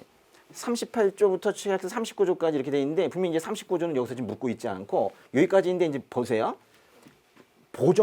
정정을 물었잖아요. 근데 정정이란 말이 없죠. 근데 38조 안에 있다고. 여기 보시면 38조의 사항의 정정이 있거든요. 그러니까 이거는 38조 사항을 쓰시오라는 말로 보여야 돼요. 그리고 보정은 있단 말이에요. 보정. 그럼 38조에 2가 떠올라야 되고 수정신고. 근데 수정신고가 없죠. 수정신고는 어디에 있나요? 그러니까 이제 우리가 법의 구조를 모르면 저게 어디 있는지 모르는 거예요. 38조의 3에는 수정신고인데 이 경정도 있지만 여기에 경정 청구도 있어요. 여기 세 가지가 있다고. 수정신고, 경정청구. 근데 보세요. 경정을 쓰라고 그랬죠. 이게 이제 골치 아픈 거예요. 경정이 어디 있다고 그랬어요? 38조의 3에 있잖아요. 근데 38조의 4에도 뭐시기 경정 그랬죠. 그럼 어디까지 써야 되냐? 여기까지 써야 되는 거예요. 근데 이제 잘 못 쓰는 건 상관이 없어요. 부분 점수가 나오니까. 근데 그거를 써야 한다는 걸 몰라가지고 아예 통째로 빼버리면 골치 아픈 거예요. 그래서 떨어지는 거거든요. 그러니까 조금이라도 쓸 수 있게끔 하려면 내용보다 더 중요한 건 구조예요. 근데 구조들을 모르시다는 거예요. 법조문의 구조를 전혀 모르고 기본서라는 것도 사실 그 정리를 해놨는데 그게 본자료가 아니잖아요. 우리 원자료를 상당히 중요하게 여겨야 돼요. 강사들이 심지어는 제 책도 뭐 기본서는 보기 좋게 하려고 3항을 뭐 2항 앞쪽으로 넣어놓기도 하고 이런 내용들이 있는데 그렇게 논술은 그렇게 공부하면 안 돼요. 일단 법을 알아야 돼요. 법을. 그러니까 제가 이제 이렇게 지난번 좀 너무 당연하게 이렇게 문제풀이를 이런 식으로 해왔는데 막 다 끝나고 나서 너무 깜짝 놀라는 거예요. 어떻게 그렇게 공부를 하느냐. 그러니까 처음부터 다시 시작해야 되겠다는 그런 이야기들을 많이 하더라고요. 네. 한번 또 보세요. 네. 이건 10점짜리인데 이제 예시 하나만 더 보여드릴게요. 보시면 우편물 관련된 게 시험에 작년에 나왔었거든요. 근데 보시면 우편물 검사 물었어요. 그리고 우편물 통관에 대한 결정, 수입 신고 대상 우편물 납세 절차. 전 이거 보면은 딱 알아요. 저게 법조문 조문의 제목이라는 거. 그냥 안 냅니다. 그냥 대충 내가지고 딴 거 쓰게 되면 어떻게 평가를 해요? 그러니까 뭘 쓰라는지 명확하게 얘기하는데 보세요. 256조는 지금 쓰지 말라는 거예요. 그거 쓸 여유가 없다는 거예요. 딱 보세요. 우편물 검사 있죠? 우편물 검사 257조 그리고 우편물 통관에 대한 결정은 258조에 있고 근데 이제 문제가 우편물 납세 절차까지 여기 있는데 여기 없네. 밑줄 친 거 그죠? 수입 신고 대상 우편물이 없잖아요. 근데 이건 시행령에 있거든요. 그러니까 이거는요. 본인이 우편물에 대해서 좀 준비 좀 해봤다고 259조도 쓰고 261조도 쓰고 그런 문제 아닙니다. 이건 뭘 써야 되는지가 명확한 거예요. 하나, 둘, 셋, 넷 이렇게 쓰는 거예요. 그래가지고 굳이 잡는다면 사실 뭐 의에 안 써도 상관없습니다. 이건 지금 딱 여기 배점이 이렇게 되어 있거든요. 그죠? 이렇게. 그래서 257조, 258조 이렇게 돼 있는데 이제 보세요. 그러니까 이걸 이제 여기까지 이제 떠오르면은 한 뭐 차석 정도 할 수 있나? 예. 근데 이제 수석이 되려면 조금 더 잘 해야 돼요. 이게 어떻게 해야 되냐면 258조엔 두 개 항이 있거든요. 258조의 1항은 말 그대로 통관에 대한 결정인데 그 2항이 바로 수출입신고 대상 우편물에 대한 내용이에요. 수출입신고 대상 우편물에 대한 법률 규정인데 그거를 위임받고 있는 것이 시행령 261조이거든요. 그러니까 실제로 이제 보세요. 제목은 258조 우편물 통관에 대한 결정 그래서 우편물 통관에 대한 결정을 쓰는 것 같지만 이게 우편물 통관에 대한 결정이 258조 1항만 쓰라는 거예요. 두 개 항을 다 쓰라는 게 아니고. 그럼 이 항은 어디에 갖다 쓰냐? 이거랑 시행령 261조 그 두 개를 합쳐가지고 수입신고 대상 우편물에 갖다 쓰라는 거예요. 그러니까 이제 우리가 이거를 미리미리 검토를 해야 되겠죠. 시험장 가가지고 내가 할 수 있겠다 이런 생각을 버려야 돼요. 그런 거는 거의 없어요. 전 예전에 시험 볼 때 저는 아주 신나게 썼었어요. 왜냐면은 뭐 제가 다 해봤던 문제들이더라고요. 저는 거의 다 적중했어요. 어떻게 적중했을까요? 엄청 많이 만들었거든요. 쪽집기가 아니라 너무 많이 만들어 놔가지고는 심지어는 그 바로 한 일주일 전에 제가 내본 문제가 있었어요. 기출도 아니고 뭐 예상 문제도 없는 것 같아. 이렇게 내본 문제가 있었는데 딱 나온 거예요. 그리고 나서 이제 쓰고 쉬는 시간에 화장실 갔는데 거기 막 북적북적하죠 화장실에. 근데 거기 그 남학생들 모여가지고 야 그게 뭔 문제냐 그게 그 HS 문제인데요. 뭔 문제냐? 그 뭘 쓰라는 거냐? 그러면서 막 난리를 피우더라고요. 그래서 제가 속으로 수석하겠는데 이러다가 이런 생각했었죠. 미리 해보지 않고 시험장 가서 뭘 하겠다는 생각은 버려야 돼요. 이게 객관식도 힘든데 주관식이 되겠습니까? 그죠? 예. 조금 느낌이 오세요? 뭘 어떻게 공부해야 될지? 예.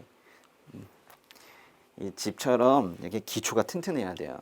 이게 지금 기초가 튼튼해야지 그래야지 무너지질 않는데 요즘에 그 수험생들 공부하는 거 보면 뭐 이렇게 멋있는 거 하려고 그래요. 뭐랑 뭐 비교하는 문제. 그거 중요하지. 그렇지만 A도 B도 정확하게 모르면서 뭘 비교를 해요. 그리고 심지어 뭐 무역실무나 또 다른 과목들은 그 선생님들 뭐 가져온 이런 것들 또 심지어 관세법까지도 관세 기본 이론 뭐 관세법에 없는 무슨 이론 같은 거 원칙 뭐 이런 거 있죠. 그런 것들 잔뜩 가져와 가지고 하고 그리고 그냥 강사들이 만들어 놓은 무슨 제도에 대한 평가 이런 것들 문제점 사실 잘 맞지도 않아요. 이미 다 개선된 것들도 많은데 그런 것들도 잔뜩 가져다가 이제 그런 것들부터 왜요? 그건 나중에 하세요. 나중에. 제일 중요한 건 이 뼈대 관세법 자체를 모르는데 그런 것들부터 먼저 하고 계시더라고요. 이제 마무리할 텐데요. 예. 관세법 시험 잘 보려면 어떻게 해야 될까요?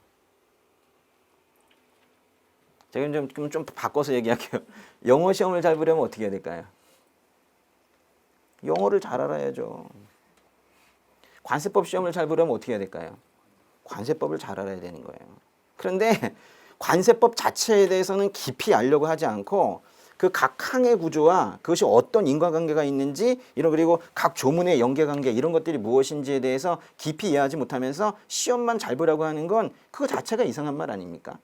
그래서 겸허한 자세로 여태까지 뭐 1차도 하셨는 분들도 있고 좀 2차도 계속 해오신 분도 있지만은 겸허한 자세로 좀 다시 처음부터 이렇게 시작하는 그런 느낌으로 지금부터 쌓아가시는 게 그게 좋을 것 같아요. 근데 저희가 그래서 여기서 말씀드릴 수 있는 거는 도와드리겠다 이제 그 말씀인데 뭐 다들 열심히 하려고는 하고 있어요. 예. 믿으시면은 같이 공부하시고 그리고 또 이렇게 여태까지 또 공부하셨던 것들 중에 그것도 그 이후에 이렇게 쌓아가세요 하시는데 혹시라도 잘못 배운 게 있으시면 과감하게 무너뜨리시고 다시 채우시고 좀 그러시면은 여러분이 생각했던 것보다 좋은 점수 빨리 받아서 빨리 붙으실 수 있을 거예요. 네. 전 여기까지 하고요. 혹시 제가 계속 남아 있을 테니까 이거 다 끝나시고 혹시 뭐 상담하시고 싶으신 분이 있으시면 나와 주세요. 예, 고맙습니다. 예. 일단 저는 관세 평가 과목 맡고 있는데요. 제가 간단하게 우리 관세 평가 과목이랑 그다음에 저도 또 처음 보시는 분들 많으시니까 제 소개 간단하게 해드리고 그렇게 진행하겠습니다. 저는 27기 관세사고요. 2010년도에 합격했습니다. 딱 내년이 2020년 여러분들 목표로 공부하시는 분들이니까 저랑 딱 10년 후배라고 생각하시면 될 것 같네요. 그래서 저는 이제 근무 경력이 그 PwC 관세법인이라고 그 3일 회계법인에 소속해 있는 관세법인이거든요. 그래서 저는 처음 시험 합격하고부터 지금까지 그 8년 동안 계속 저기서만 근무를 했었어요. 그래서 회계법인에서 계속 관세평가 업무를 8년 동안 했었고 시니어 매니저로 이제 회사를 옮겼습니다. 그래서 지금은 관세법인 선율이라는 데서 그 보드 멤버로 조인을 해가지고 업무를 하고 있고 제가 관세평가를 강의를 시작한 거는 2015년도부터 올해까지 지금 계속 하고 있는데 제가 이제 주로 했었던 그 분야는 그 모의고사를 위주로 했었어요. 모의고사가 뭔지 아시겠죠? 그 맨 마지막에 이제 여러분들 다 공부하시고 시험장 가서 이제 어떻게 쓸지 이런 거 이제 최종 마무리반을 했었고 그리고 이제 올해 이제 처음 이제 또 기본반을 시작을 할 거고 올해는 이제 고득점반까지는 계속 했었고 이제 올해 이제 4월 달부터 기본반을 처음 이제 여러분들과 같이 할 겁니다. 그래서 제가 여러분들이랑 이제 처음부터는 같이 못 했었는데 그 재작년도 수험생들이랑은 근데 아마 이번부터는 처음부터 같이 할 수 있을 것 같고 그다음에 제가 이제 모의고사를 하다 보니까 어떤 강사들한테 어떻게 배워서 어떻게 공부했었는지가 사실은 결국엔 마지막 답안에 이렇게 나오게 되거든요. 이렇게 표출이 되거든요. 근데 제가 뭐 좋은 부분도 있고 좀 아쉬운 부분들도 있어서 제 나름대로 이제 좀 최대한 여러분들 요즘 또 트렌드에 맞게 공부할 수 있는 방법 제가 알려드리도록 하겠습니다. 저는 이제 학원을 몇 번 옮겼었는데 웰페이스에서 이제 전임으로 관세 평가를 강의를 할 예정입니다.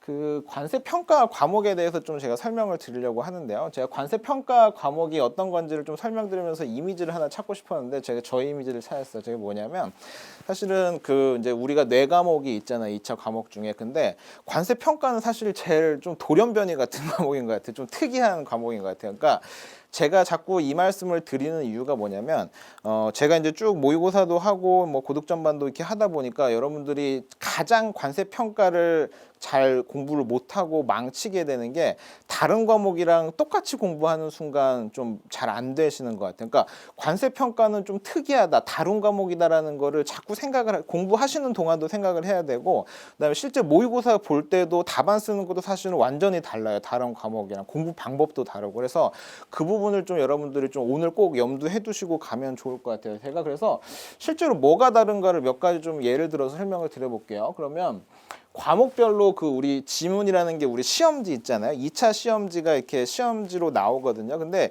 시험지를 제가 그냥 단순하게 분량을 비교해 봤어요. 과목별로. 근데 봤더니 다른 과목은 다 한 장 내지는 뭐 많아야 2장 정도인데 관세 평가는 올해 시험이 7장이 나왔어요. 시험지만 7장. 그러니까 시험지가 7장이라는 얘기는 근데 또 그게 뭐 굉장히 쉬운 말로 써 있는 말들도 아니고 굉장히 복잡한 말들로 7장이 써 있어요. 그러니까 다른 과목은 사실은 문제를 이해한다는 개념이 없거든요. 뭐 물어보시오 하면은 자동으로 막 써내려가기 시작을 해야 돼요. 근데 관세 평가는 7장을 정확하게 읽어서 이해하지 못하면은 쓸 수가 없어요. 그러니까 단순하게 뭐를 쓰시오라고 하면은 문제가 7장까지 가지는 않을 텐데 어떤 사례를 설명을 한다든지 어떤 예시 상황을 들어준다든지 이런 것들을 설명을 해주기 때문에 문제에서 설명을 해주기 때문에 그거를 최대한 이해하고 그걸 받아들여서 결론을 명확하게 써야 되는 이제 그런 과목이다. 라는 점에서 다른 과목이랑 굉장히 다르고 트렌드를 보더라도 최근에 뭐 6페이지, 5페이지, 7페이지 정도가 계속 나왔어요. 2015년도 이전에는 조금 짧은 편이었는데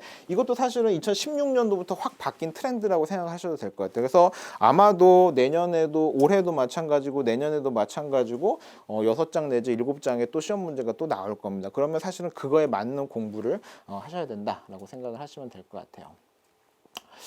자, 그 아까 이제 제가 이제 그 문제의 어떤 길이적인 측면을 말씀을 드렸고, 제가 이제 2018년도에 있었던 문제를 제가 한번 이제 쭉 분석을 한번 해봤더니요, 50점짜리 문제는 사실 이제 굉장히 세분화돼서, 그러니까 50점짜리 통짜 문제가 나오는 게 아니라 4점, 8점, 뭐 18점, 10점, 10점 이렇게 쪼개가지고 문제들이 50점짜리도 이렇게 나와요. 그럼 이제 채점도 굉장히 정확하게 4점짜리 중에서 몇 점을 받았는지, 8점짜리 중에서 몇 점을 받았는지 이렇게 또 채점도 되기도 하고 이제 이런 상황인데, 뭐 그게 중요한 거, 그런 것도 하나의 또 케이스 중에 하나인데, 제가 여기서 이제 말씀드리고 싶은 건 뭐냐면, 그럼 이제 관세 평가에서 물어보는 게 뭐냐? 예를 들면 다른 과목 같은 경우는 어떤 특정한 어떤 규정 내지는 어떤 항목에 대해서 쓰시오라고 물어본다라고 하면은 관세 평가는 제가 이제 문제 유형을 이제 물론 쟁점 요소라는 것은 이제 각자 이제 다 다르겠지만 결과적으로 이제 물어보는 게 뭔지를 쭉 봤더니 50점짜리에서는 4점, 8점 해서 12점을 제외하고는 다 사례 판단형 문제였고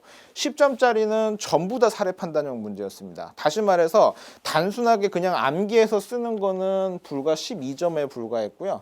대부분의 88점은 어디서 나오는 거냐면 이 사례를 판단하고 과세 가격이 얼마인지 이 요소를 과세 가격에 포함을 시켜야 되는지 공제를 해야 되는지 가산을 해야 되는지 그에 대해서 이제 판단하는 문제만 나와요. 근데 관세평가 여러분들 관세법 할 때 한번 보셨죠? 1차에서도. 근데 보시면 규정이 뭐 그렇게 많지가 않아요. 가산 요소도 6개밖에 안 돼요. 그럼 그걸 가지고 더할지 뺄지를 물어보는 게 뭐 그렇게 어려운 문제일까라는 생각이 들 수도 있는데 굉장히 깊이 있고 논리적으로 꼬아 있고 뭐 이런 것들이 들어가 있어서 사실은 이제 기본반부터 정확하게 그 논리 흐름을 이해하지 못하면 결국에는 2차 시험 보러 직전에 갔는데 그때 다시 기본 공부할 수는 없잖아요. 그래서 결과적으로는 잘 짜여진 논리 흐름대로 가야지만 마지막에 정답을 맞출 수가 있는 거예요. 과세 가격을 이거 결국은 그거예요. 이거 포함되냐 안 되냐 물어봤을 때 포함됩니다. 왜 됩니다. 라고 쓰는 게 2차 시험의 문제인 거예요. 그래서 여러분들은 단순하게 관세 평가를 그냥 암기하고 이런 쪽으로 접근하면 사실 틀릴 가능성이 굉장히 많고요. 왜냐하면 이렇게 꼬아져 있는 그 흐름을 정확하게 알아야 되기 때문에 그래서 이제 어떻게 판단하고 연습하고 할지 뭐 이런 쪽의 측면을 가지고 또 공부를 하셔야 됩니다. 그리고 출제 그 범위를 보면 여러분들 이제 관세 평가라는 것은 1방법부터 6방법까지 순차적으로 간다라고 이제 기본적으로 알고 계실 텐데 이제 가장 이제 관세 평가 기출 문제를 보면 최근에 가장 많이 나오는 분야는 여전히 1방법입니다. 1방법에서 2017년도, 18년도 마찬가지로 90점 정도가 나왔어요. 그래서 1방법이 여전히 중요하긴 한데 그렇다고 해서 이게 매년 이렇게 1방법만 나오고 또 4방법도 요즘에 굉장히 많이 나오는 추세거든요. 4방법도 굉장히 중요하고. 근데 글쎄요. 저는 이제 앞에 거는 가지고 제가 트렌드를 말씀드릴 수 있을 것 같은데 이걸 가지고 제가 트렌드는 말씀을 못 드릴 것 같아요. 다시 말해서 내년 시험에도 1방법이 50점 이상은 나올 거예요. 근데 정말 이렇게 90점까지 나올 거냐? 다시 말해서 4방법 제외하고는 2방법, 3방법, 5방법, 6방법은 안 나올 거냐라고 하면 그건 사실은 또 아니거든요. 그러니까 이건 이 트렌드는 분명히 바뀔 수 있는데 여기서 보실 거는 여러분들 1방법이 굉장히 중요하다. 1방법에서 여러 가지 꼬아서 낼 수 있는 문제들이 많다라는 걸 좀 설명을 드리면 좋을 것 같습니다. 자, 그러면 이제 우리 관세 평가는 어떻게 공부할 건가, 또 범위가 어떻게 되는가 이것도 한번 생각을 해보셔야 되는데요. 제가 이제 처음 강의를 했던 2015년, 16년, 17년 뭐 그쯤만 해도 과목 이제 시험 범위가 어디까지냐에 대해서 논란이 굉장히 많았어요. 특히 이제 관세 법령을 위주로 봐야 된다라는 뭐 책이나 강사도 있었고, 내지는 이제 WTO 평가 협정을 위주로 공부해야 된다는 사람들도 있었는데 요즘은 그런 논란이 필요가 없어요. 왜냐면 당연히 둘 다 봐야 된다라는 게 우리 시험 범위라고 보시면 될 것 같고, 그다음에 또 최근에 조금 이게 눈 들여야 될 게 평가 사례들이 나오기 시작을 했거든요. 특히 2017년도에 아디다스 6번 문제가 아디다스 대법원 사례 문제가 나왔는데, 그 사례는 사실은 수험생들 입장에서는 공부를 안 하고 시험장에 가서 그 사례의 실관계를 읽고서 판단하기는 굉장히 어려운 문제, 사실 불가능한 문제였을 거예요. 다시 말해서 여러분들이 학원에서 내지는 책을 보면서 공부를 하실 때 이 평가 사례를 반드시 공부를 하지 않으면 사실은 아까 그 90점짜리 중에서 당락을 좌우할 수 있는 문제는 이 문제가 될 수가 있거든요. 그래서 아무리 일방부 열심히 외우고 공부하고 사례 연구했는데 대법원에서 내가 모르는 사례가 하나 탁 나왔는데 그게 올해 시험에 킬링 포인트였던 거죠. 그러면 사실은 그것 때문에 합격할 수도 있고 그것 때문에 떨어질 수도 있는 그런 상황인 것 같아요. 그래서 제가 이제 사실 가장 강점으로 생각하는 게 이 평가 사례랑 관련된 얘기인데, 저는 이제 제가 이제 8년 동안 관세 평가 실무를 하면서 뭐 온갖 케이스를 다 직접 관여를 하기도 했었고, 그다음에 또 뭐 같이 제가 공부를 하기도 했었고 뭐 그런 사례들이 있어서 사실 우리나라에서 대법원에서 나오는 관세 평가 사례, 다시 말해서 관세 사례 케이스 자체가 그렇게 많지가 않고요. 근데 또 그 중에서도 관세 평가랑 관련된 사례들은 또 그렇게 많지가 않아요. 그래서 제가 봤을 때는 제가 가지고 있는 뭐 몇 가지 사례 안에서 또 이제 예를 들면 17년도 아디다스 문제 같은 게 나온다면 그 안에서 분명히 나올 거거든요. 제가 이제 그래서 그런 것들은 조금 이제 난이도에 따라서 기본반에서 그다음에 또 심화반에서 이렇게 모의고사반에서 적절하게 이제 여러분들한테 소개를 시켜드리고 이해를 시켜드릴 거예요. 그러면 저는 제 생각에는 제가 가지고 있는 평가 사례들 중에서 분명히 시험 문제가 나올 거거든요. 나온다라고 하면은. 그래서 아마 이런 부분들도 여러분들이 도움을 받아서 올해 내년에 이제 합격하는데 도움이 많이 될 거다라고 생각이 됩니다. 공부 방법은 제가 아까 한 번도 말씀드리긴 했는데 절대로 관세 평가는 암기해야겠다고 생각하는 순간 틀려요. 그리고 우리 사실은 나머지 세 과목들은 암기할 내용들이 굉장히 많죠. 그죠? 그거는 사실 부인 못할 것 같은데 관세 평가는 상대적으로 암기할 게 굉장히 적어요. 아예 없지는 않아요. 아까도 그 제가 18년도 문제도 드렸지만 100점 만점 중에 12점 정도는 암기형 문제들이 있어요. 그래서 그것도 분명히 하셔야 돼요. 그거 다 하기 때문에 그거 나는 관세 평가는 암기 아니니까 암기 안 할 거하고 12점 놓치면 떨어져요. 그러니까 암기를 분명히 하시긴 하셔야 되는데 그게 주가 되는 순간 절대로 그 제일 더 큰 88점을 날아가 버릴 수가 있기 때문에 암기 위주로 공부하지 마시고, 암기는 저도 지금 모의고사 저도 채점하고 있지만 관세 평가는 뭐 문구까지 보면서 디테일한 암기를 절대로 채점해서 거기에 점수를 많이 부여하진 않아요. 전체적인 흐름, 과세 가격이 얼마냐고 물어봤잖아요. 문제 자체들이. 그죠? 그럼 과세 가격이 얼마인지 맞추는 게 더 중요한 거예요. 그거에 해당하는 규정을 명확하게 쓰는 게 중요한 게 아니라. 그래서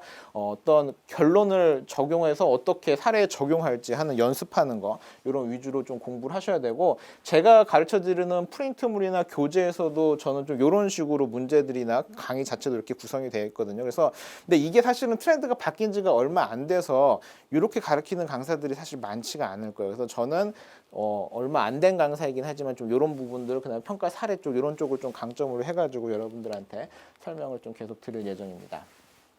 그리고 서술 방법은 이제 우리 이제 2차 시험이다 보니까 서술하는 시험이잖아요. 그래서 제가 아직은 안 와닿으실 수도 있는데, 왜냐면 아직은 이제 기초반, 기본반부터 들으시는 분들이니까 사실은 안 와닿을 수도 있는데, 이 서술 방법은 다른 과목이랑 다르게 결론 위주의 되게 간결한 답안을 쓸 수밖에 없어요. 왜냐면은 아까 다른 과목들은 문제를 파악하는 시간이 거의 없잖아요. 그죠? 근데 관세평가는 7장은 사람마다 다른데 10분 내지 15분 정도를 소요하게 돼요. 그 문제를 이해하는데. 다시 말해서 다른 과목은 뭐 그 시간 동안 막 써내려가기 시작하는데 10분, 15분을 문제 이해하고 써야 되니까 쓸 시간 자체가 굉장히 적어져요. 그리고 물어보는 게 과세 가격이 얼마입니까? 과세 가격이 포함됩니까? 안 됩니까? 라고 물어봤으니까 결론 쓰는 게 제일 중요하겠죠. 결론 써야 되고, 그 다음에 그거에 대한 근거 써야 되는데, 근거를 다른 과목처럼 줄줄줄줄 쓰다 보면은 한 문제, 두 문제를 놓치면 그 해 떨어지는 시험이기 때문에 서술 방법도 다른 과목이랑 굉장히 다릅니다. 그래서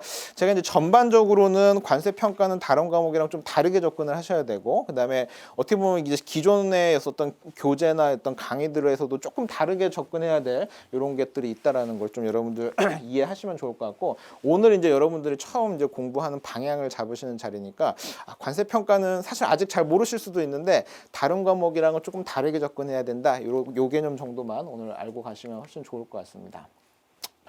제가 그리고 이제 마지막으로 여러분들 수험 생활, 2차 수험 생활을 하는 자세에 대해서 조금 말씀드리려고 하는데요. 저도 처음 공부할 때도 그렇고 이런 뭐랄까 고시 같은 공부, 몇 년이 걸치는 공부를 사실은 처음 해봤어요. 그래서 여러분들도 그런 공부 처음 해보시는 분들이 대부분이실 거라고 생각을 하는데, 제가 그래서 요 그림을 하나 설명을 한번 드리면, 저게 이제 스프린터 단거리 달리기 대회예요. 그래서 여러분들 지금도 이렇게 열심히 뛸 준비가 돼 있으시죠. 그래서 총소리 탁 나면은 팍 튀어나갈 준비가 돼 있으시죠. 열심히 하려고. 근데 그 우리 관세사 특히 2차 시험은요. 이렇게 공부하면은 사실 합격하기가 굉장히 힘들어요. 제가 이제 이미지로 자꾸 설명을 드리려고 하는 게, 우리 관세사 수험 공부는 당연히 마라톤 공부처럼 하셔야 돼요. 그 얘기가 뭐냐면, 여러분들 뭐 이런 생각 많이 하셨을 거예요. 뭐 중간고사나 기말고사나 이렇게 단기간 시험 공부를 하실 때, 나는 남들 5시간 공부할 거 나는 3시간 만에 공부하겠다. 이제 이런 각오로 막 굉장히 막 열심히 하시잖아요. 근데 그건 사실은 스프린트의 마인드예요. 단거리의 마인드. 왜냐하면 마라톤 달리는 사람이 누가 막 전력 질주하다가 헥 쉬다가 또 전력 질주하다 이렇게 마라톤 하는 사람 없잖아요. 마라톤은 무조건 꾸준히 하셔야 되는 과목이거든요. 그래서 여러분들 이제 2차 시험을 준비하시는 동안 많게는 1년 내지는 2년 정도 더 긴 사람들도 있죠. 근데 그 시간을 완주하려면 마라톤처럼 하셔야 돼요. 그냥 막 단거리처럼 막 죽어라 뛰는 거 안 되고요. 그냥 적정하게 자기 페이스로 가지고 끝까지 달리시는 게 가장 중요합니다. 그래서 저도 여러분들한테 저는 스프린트 같이 막 어떤 이렇게 막 너무 강하게 그런 것보다도 정말 꾸준하게 하면서 사실은 거기서 또 효율성이 나오거든요. 자기 루틴대로 가져가다 보면. 그래서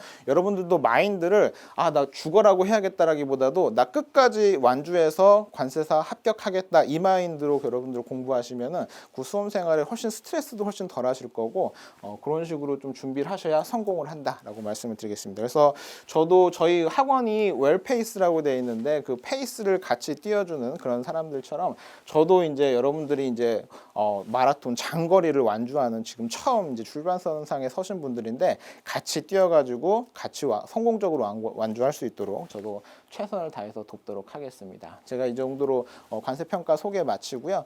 조금 이따가 또 같이 또 Q&A 시간 있으면 질문 받도록 하겠습니다. 예. 안녕하세요. 안 끝났어? 제가 사무실에 화성에 있어가지고요.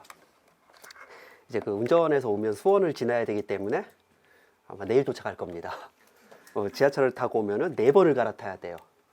안 좋아. 여기가 서울에 있다는 게 믿겨지지가 않아. 위치가 너무 안 좋아. 제가 지금 8년째 강의를 하고 있어요. 그리고 모의고사를 하면서 느낀 건데, 여러분 진짜 너무 공부 안 하시는 것 같아요. 제가 제일 이해가 안 되는 게, 그 수험생들 그런 거 있죠. 하긴 뭐 저희 때도 그랬어요. 뭐 제가 2010년인데 저희 때도 항상 올해가 제일 어렵다. 요즘 수험생이 제일 힘들다. 뭐 500년 전부터 그랬잖아요. 요즘 애들이 문제다. 라는 거 항상 있었던 거잖아요. 그게 뭐가 문제냐면요. 어쨌든 경쟁률이 늘어난 건 사실이고, 상대평가니까요. 여러분이 공부해야 될 양이 늘어난 것도 사실입니다. 합격이 어려워진 것도 사실이죠. 어찌됐건 그 300명 중에 75명을 뽑던 시절하고 1000명 중에 90명을 뽑던 시절하고는요, 공부량이 달라져야 되는 건 확실해요. 그러니까 경쟁률이 올라간 건 상관이 없는데 확실히 그거는 힘들어진 게 맞습니다. 그렇다고 여러분의 공부량이 늘어나진 않았어요. 생각을 해보세요. 저희 때도 하루 12시간을 공부했고요. 여러분도 하루 12시간을 공부할 겁니다. 그 정도는 하시죠? 여러분이 그렇다고 남보다 더 많이 공부를 하는 건 아니잖아요. 그래서 여러분은요, 체감적으로 내가 합격하기가 어려워져서 짜증나는 건 온몸으로 느끼고 계시지만요, 공부를 더 하고 있는 건 아니에요. 어떤 문제가 있었냐면요, 저희 때 같은 경우는 이제 그 관세평가가 막 처음에 도입됐을 때니까 사실 그 관세평가에 대한 그 준비 시간이 많이 적었어요. 그러다 보니까 저희가 공부 시간에 가장 많이 할애했던 건 HS였고요. 그리고 그때는 HS에 이제 그 해설서라는 개념도 크게 나오는 시절이 아니었거든요. 그리고 이제 뭐 관세법이야 그냥 깔고 가는 거고, 이제 그 무역실무에 많이 힘을 썼어요. 생각해보니까 관세평가는 그렇게 공부를 많이 안 했네요. 협정이라는 것도 몰랐고. 하지만 여러분들은 많이 달라졌잖아요. 그럼 공부량이 늘어나야 되는데 공부량을 늘릴 수는 없어요. 하루가 24시간이라는 건 변하지 않습니다. 그러다 보니까요, 여러분의 절대적인 공부 시간이 다 관세평가로 가고 있는 거예요. 자, 그래서 실제 그 합격자, 그 다음에 이제 그 세관 공무원, 이제 관세청 직원들과 얘기해 보면요, 공통적으로 하는 얘기가 있습니다. 그 현재 관세사들의 관세평가 수준이 합격하고 지금 당장 세관 가서 교육을 해도 될 정도로 압도적으로 올라간 건 사실이죠. 왜냐면 여러분들은 관세평가만 공부하시잖아요. 최근 몇 년 계속해서 관세평가 꽈락이 나고 있는 것도 사실이고, 그러면 우리는 니들 때와 달리 관세평가를 이만큼을 더 하니까 우리 때가 더 어려워진 게 아니냐라고 하면요, 나머지 이제 관세법이나 이제 HS나 이제 무역실무, 이제 채점위원 교수님들과 얘기를 하면, 물론 이제 그 중에 이제 현재 공무원이 출제를 하죠. 이제 그 HS나 이런 것들은 얘기해보면 공통적으로 하는 얘기가 있어요. 관세평가는 놀라울 정도로 상향 평준화가 된 반면 나머지 과목은 전응화가 됐다는 거예요. 놀랄 정도로 떨어져 있습니다. 하향 평준화가 돼 있는 거예요. 그건 사실이에요. 자, 그래서요, 공부 전략을 좀 바꾸셔야 됩니다. 이렇게 하향 평준화가 된 상태 어쩔 수 없죠. 여러분이 그렇다고 처음부터 3년, 4년을 보고 공부하진 않잖아요. 어찌됐건 이제 1년 단위로 끊어서, 맞죠? 올해 있는 2차에는 합격해야 되고 내년에 있는 2차에는 합격해야 되니까 뭐예요? 당장 그 해에 있을 2차에 합격하기 위해 1년 단위로 공부를 끊다 보니까 뭐예요? 어디선가는 범위를 마무리를 해야 되거든요. 하지만 여러분의 성격상 관세평가를 절대 줄일 수는 없을 겁니다. 왜요? 불안하거든요. 불안해서 이제 다른 강사님 그 강의를 하나 더 들으면 뭐예요? 딴소리 하고 있죠. 완전 딴소리를 하고 있잖아요. 이상해. 그래서 저기 다른 강사 한 명 더 들었더니 뭐예요? 쟨 또 뭔 소리 하는 거야? 강의를 더 많이 들으면 들을수록 혼란스러워지죠. 관세평가의 최종 승자는 뭐예요? 그 아무것도 모를 때 한 강사 듣고 그대로 가버리는 사람입니다. 애초에 다른 의견이 있다라는 걸 몰랐을 때가 제일 행복해요. 그러면 실제 현실에서는 누가 정답이냐라고 하면은요, 이제 그 채점위원끼리도 멱살 잡고 싸운다니까. 장난 아니에요. 네가 맞니? 네가 맞니? 네가 사방법을 알아라고 하는 사람도 있고요. 네가 협정을 알아? 그래도 대한민국은 법이지라는 그 3파전이요. 장난 아니거든요. 그러다 보니까 뭐예요? 어떤 사람이 출제에 들어갈지 모르니까 여러분은 모든 의견을 다 알고 있죠. 그럼 가장 최악의 상황이 뭐가 나오는 거예요? 뭘 썼는지 모르겠어. 그러한 것 같지만 그러하지 아니하여 결국 그렇다고 판단할 수 있지 않냐다라는 문장이 나와버리는 거잖아요. 그러다 보니까 계속 불안하니까 계속 공부를 더 하는 거죠. 그러면 결국 이제 HS의 공부량은 압도적으로 떨어질 수밖에 없습니다. 그래도 HS는 최소한의 성의는 보여요. 왜일까요? HS는 공부를 안 하면 백지거든요. 쓸래야 쓸 수가 없어. 모르면 빵점이죠. 그래서 HS는 그냥 남만큼 할 정도로, 왜냐면 이제 남도 다 하향 평준화가 됐기 때문에 뭐예요? 그냥 남만큼만 해서 그냥 중간은 가자라는 거죠. 생각을 해보세요. HS의 해설서가 나오고 뭐가 나왔다라고 했을 때 뭐예요? 그게 꽈락을 여러분의 합부를 결정한 적이 있습니까? 없죠. 왜 다 같이 못 쓰거든요. 그냥 남들이 쓰는 것만큼만 씁니다. 그리고 관세법은 왠지 보다 보면 알 것 같아. 느낌 같은 느낌이 나거든요. 그럼 여러분이 공부에서 가장 먼저 포기하는 게 뭐예요? 무역실무입니다. 왜 무역실무를 포기합니까? 무역실무는 왠지 알 것 같거든. 문제를 봐도 뭐예요? 왠지 쓸 수 있을 것 같은 거 있죠? 그냥 문제를 보면요. 왜냐면 내가 아는 문제거든. 문제를 안다라고 하지 여러분이 정답을 안다라는 말은 하지 않았습니다. 맞잖아요. 그러다 보니까 뭐예요? 적당히 썰을 풉니다. 벌써 5년, 6년째 매번 그 무역실무 채점표에 나오는 얘기가 뭐예요? 문제 좀 읽어라. 물어본 것 좀 써라. 그리고 네 생각 쓰지 마라. 딴 거 쓰지 마라 이거잖아요. 제일 문제가 뭐냐면요. 무역실무가 너무나 하향 평준화가 돼 있다는 거예요. 그럼 여러분의 전략 과목은 뭐가 돼야겠어요? 무역실무예요. 생각을 해보세요. 무역실무에서 뻔뻔하게 뭐 인코텀제에 대해 쓰시오라고 이런 문제가 나오잖아. 인코텀제 위험에 대해 쓰시 50점 이런 거 나오죠. 그럼 여러분들 시험 끝나고 뭐예요? 와, 변별력 더럽게 없네. 이걸 문제라고 낸 거야? 근데 합격생들 보면 뭐예요? 다 50점이야. 50점을 넘는 사람이 없는 거야. 그러니까 채점평은 딱 뭐예요? 이렇게 쉬운 걸 내도 니들은 왜 쓰고 싶은 걸 쓰냐? 물어본 걸 써야지. 이렇게 되는 거거든요. 잘 보세요. 합격생 중에 무역실무 점수가 높은 경우가 흔치 않을 겁니다. 높은 건 뭐예요? 공부를 잘해서 높은 게 아니라 뭐예요? 출제한 교수가 썸을 잘 탄 거죠. 뭔가 그 시그널이 맞은 거죠. 그거잖아요. 그래서 오래 보다 보면 뽀록 터져서 합격하는 게 그거예요. 한번 터지는 거잖아요. 자, 그러다 보니까 제가 항상 채점을 하다 보면 뭐예요? 제가 장담하는데 제가 수험생 때 일보다 여러분 공부 반도 안 하고 있는 거예요. 무역실무는. 자, 그래서 뭐 다른 강사님도 있겠지만 어차피 관세평가 더 공부해봤자 안 올라. 더 오를 것도 없어요. 그냥 혼란만 가중될 뿐이야. 생각을 해보세요. 관세평가 공부했죠? 뿌듯해? 뭔가 알 것 같아? 아니죠. 오늘도 혼란했습니다. 엄마 보고 싶고 막 그렇잖아요. 그 맞을 거리요? 그리고 여러분이 솔직히 그 HS 해설서 보겠어요? 보면 앞에 봤던 주 용어 다 잊어버리고 그러는 거죠. 어차피 여러분이 공부할 수 있는 양은 한정돼 있다라고 하면요. 사실 관세평가를 줄이는 게 맞아요. 생각해보면 그 수석도 그렇고 항상 공부 많이 했던 사람 중에서 관세평가에 목숨 걸고 한 사람들은 없어요. 물론 합격수기 보면 그런 얘기 나올 거리요. 나는 관세평가가 너무 불안해가지고 이 교수 저 교수 저 강사 다 들었다가 망했다. 더 혼란스러웠다. 맞잖아요. 그냥 중심만 잡으시면 되는 거거든요. 물론 이제 출제하는 사람들이 자신의 생각을 갖고 문제를 내기는 하지만 뭐예요? 채점에 자신의 정답을 강요하진 않습니다. 항상 그 논리적인 흐름을 보는 거거든요. 왜냐고요? 그런 흐름이 없다라고 하면 관세평가에 정답이 있다라고 하면 뭐예요? 뭐 관세평가위원회는 뭐하러 있고 맨날 심산청구 심판청구 왜 하는데요? 여러분이 관세가 되면 가장 많이 하는 게 뭐예요? 관세평가거든요. 과세냐 아니냐. 어차피 정답이 존재할 수 없는 분야거든요. 그럼 여러분들은 뭐예요? 여러분의 생각이 아니라 근거를 잘 끌어오시면 된다라는 거죠. 어차피 근거는 암기할 수 있는 분량은 한정돼 있잖아요. 그럼 제발 무역실무 좀 공부하세요. 여러분 생각보다 무역실무가 여러분이 아는 게 아닐 거리요. 그래서 이제 그 과목으로 보면요. 무역실무가 뭐가 어렵냐면요. 보세요. 어찌됐건 관세법이나 HS는 여기서 여기까지가 정답이라는 거 누구나 알 수 있죠. 모범 답안이 딱히 궁금하지 않아요. 왜요? 여기서 여기까지 쓰라고 했으니까요. 하지만 관세평가는 뭐예요? 그죠? 이제 시험 끝나고 이제 각 학원의 강사들이 이제 그 정답 해설을 하면 뭐예요? 그것조차 다 틀려. 다 달라. 맞잖아요. 혼란스럽죠? 그러다 어찌됐건 잘 쓴 사람은 합격을 하거든요.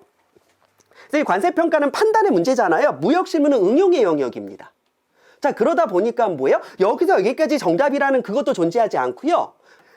뭐죠? 이게 과세냐 비과세라는 그런 판단을 물어보는 것도 아니에요. 요 상황에서 너라면 어떻게 할 것인지 그 근거를 끌어와서 생각을 한번 설명해 보라라는 거죠.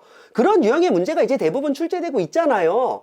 자, 그러다 보니까 제발 그 무역실무 제가 너무 티나는 게 앞자리 따서 외워주지 마세요. HS 호해 옵니까? 무슨 UCP 614조 외우라고 하면 뭐야? 앞자리 다 따갖고요. 11개 외워서 쓰면은 너무 티나요. 그럼 여러분들이 앞자리 다 따서 목차 다 외웠다 뿌듯하죠? 생각을 해보세요. 지금 기출문제를 분석해보면은요. 여러분이 목차나 아니면 그런 교재를 외워서 쓸 수 있는 문제는 하나도 없을 겁니다. 도대체 이해를 해야 됩니까? 암기를 해야 됩니까? 라고 물어보는데 이해 안 하고 암기가 안 돼요. 요만큼을 암기했다고 쳐요? 그럼 여러분이 요만큼은 다 들어있습니다. 하지만 문제에서 물어보는 건 뭐예요? 요만큼을 끌어다 쓰는 거거든요. 하지만 여러분 머릿속엔 그 끌어다 쓸 수 있는 능력은 없어요. 그냥 뭐예요? 왠지 요거 느낌이 이거 같으니까 요거 그냥 다 갖춰다 쓰는 거죠. 그러니까 여러분 무역실무 그 인간적으로 꽈락은 잘 안 납니다. 그러니까 맨날 뭐 50점이 안 나오고 그러는 거잖아요. 무역실무에서 감동을 줘야 된다라니까요. 그러니까 무역실무는 철저히 그 응용의 학문이기 때문에 뭐예요? 물론 이해했으면 뭐예요? 문제 다 이해했죠. 암기하면 정답 못 씁니다. 암기 안 하면 못 씁니다. 암기를 해야 되지만 뭐예요? 내가 적어도 암기하는 게 무엇인지 이해를 먼저 해야 된다라는 겁니다. 그럼 도대체 이해를 어떻게 하고 암기를 어떻게 해야 되냐? 이거 고민이 될 수밖에 없죠? 여러분은 아주 운이 좋아요. 저를 만나셨거든요. 이 자리에서 저를 만난 시점에 여러분의 무역실무는 이미 10점이 오른 거예요. 나머지 3과목만 잘하면 돼. 오늘 집에 가서 뭐 하시면 돼요? 무역실무는 정쌤 때문에 합격했어요 라고 합격쓰기 쓰고 시작하시면 되는 겁니다. 이미 여러분들은 훌륭한 선택을 하시는 거예요. 오늘 좋은 날입니다. 아주 좋은 날이에요. 여러분 아주 잘하셨어요. 자, 그래서 결국 제가 하고 싶은 말은요, 무역 실무가 너무나 하향 평준화 되어 있기 때문에 뭐예요? 여러분이 조금만 잘 써도, 조금만 정답에서 감동을 줘도 뭐예요? 확 올라갈 수 있다라는 겁니다. 근데 누구나 아는 그런 거 다 물어보면 뭐예요? 다 같이 6, 7점이거든요. 하지만 무역 실무는 하향 평준화가 돼서 10점 문제에서 그 4, 5점대로 다 깔려 있거든요. 조금만 잘하면 7, 8점이 나와버리는 구조라는 거예요. 생각을 해보세요.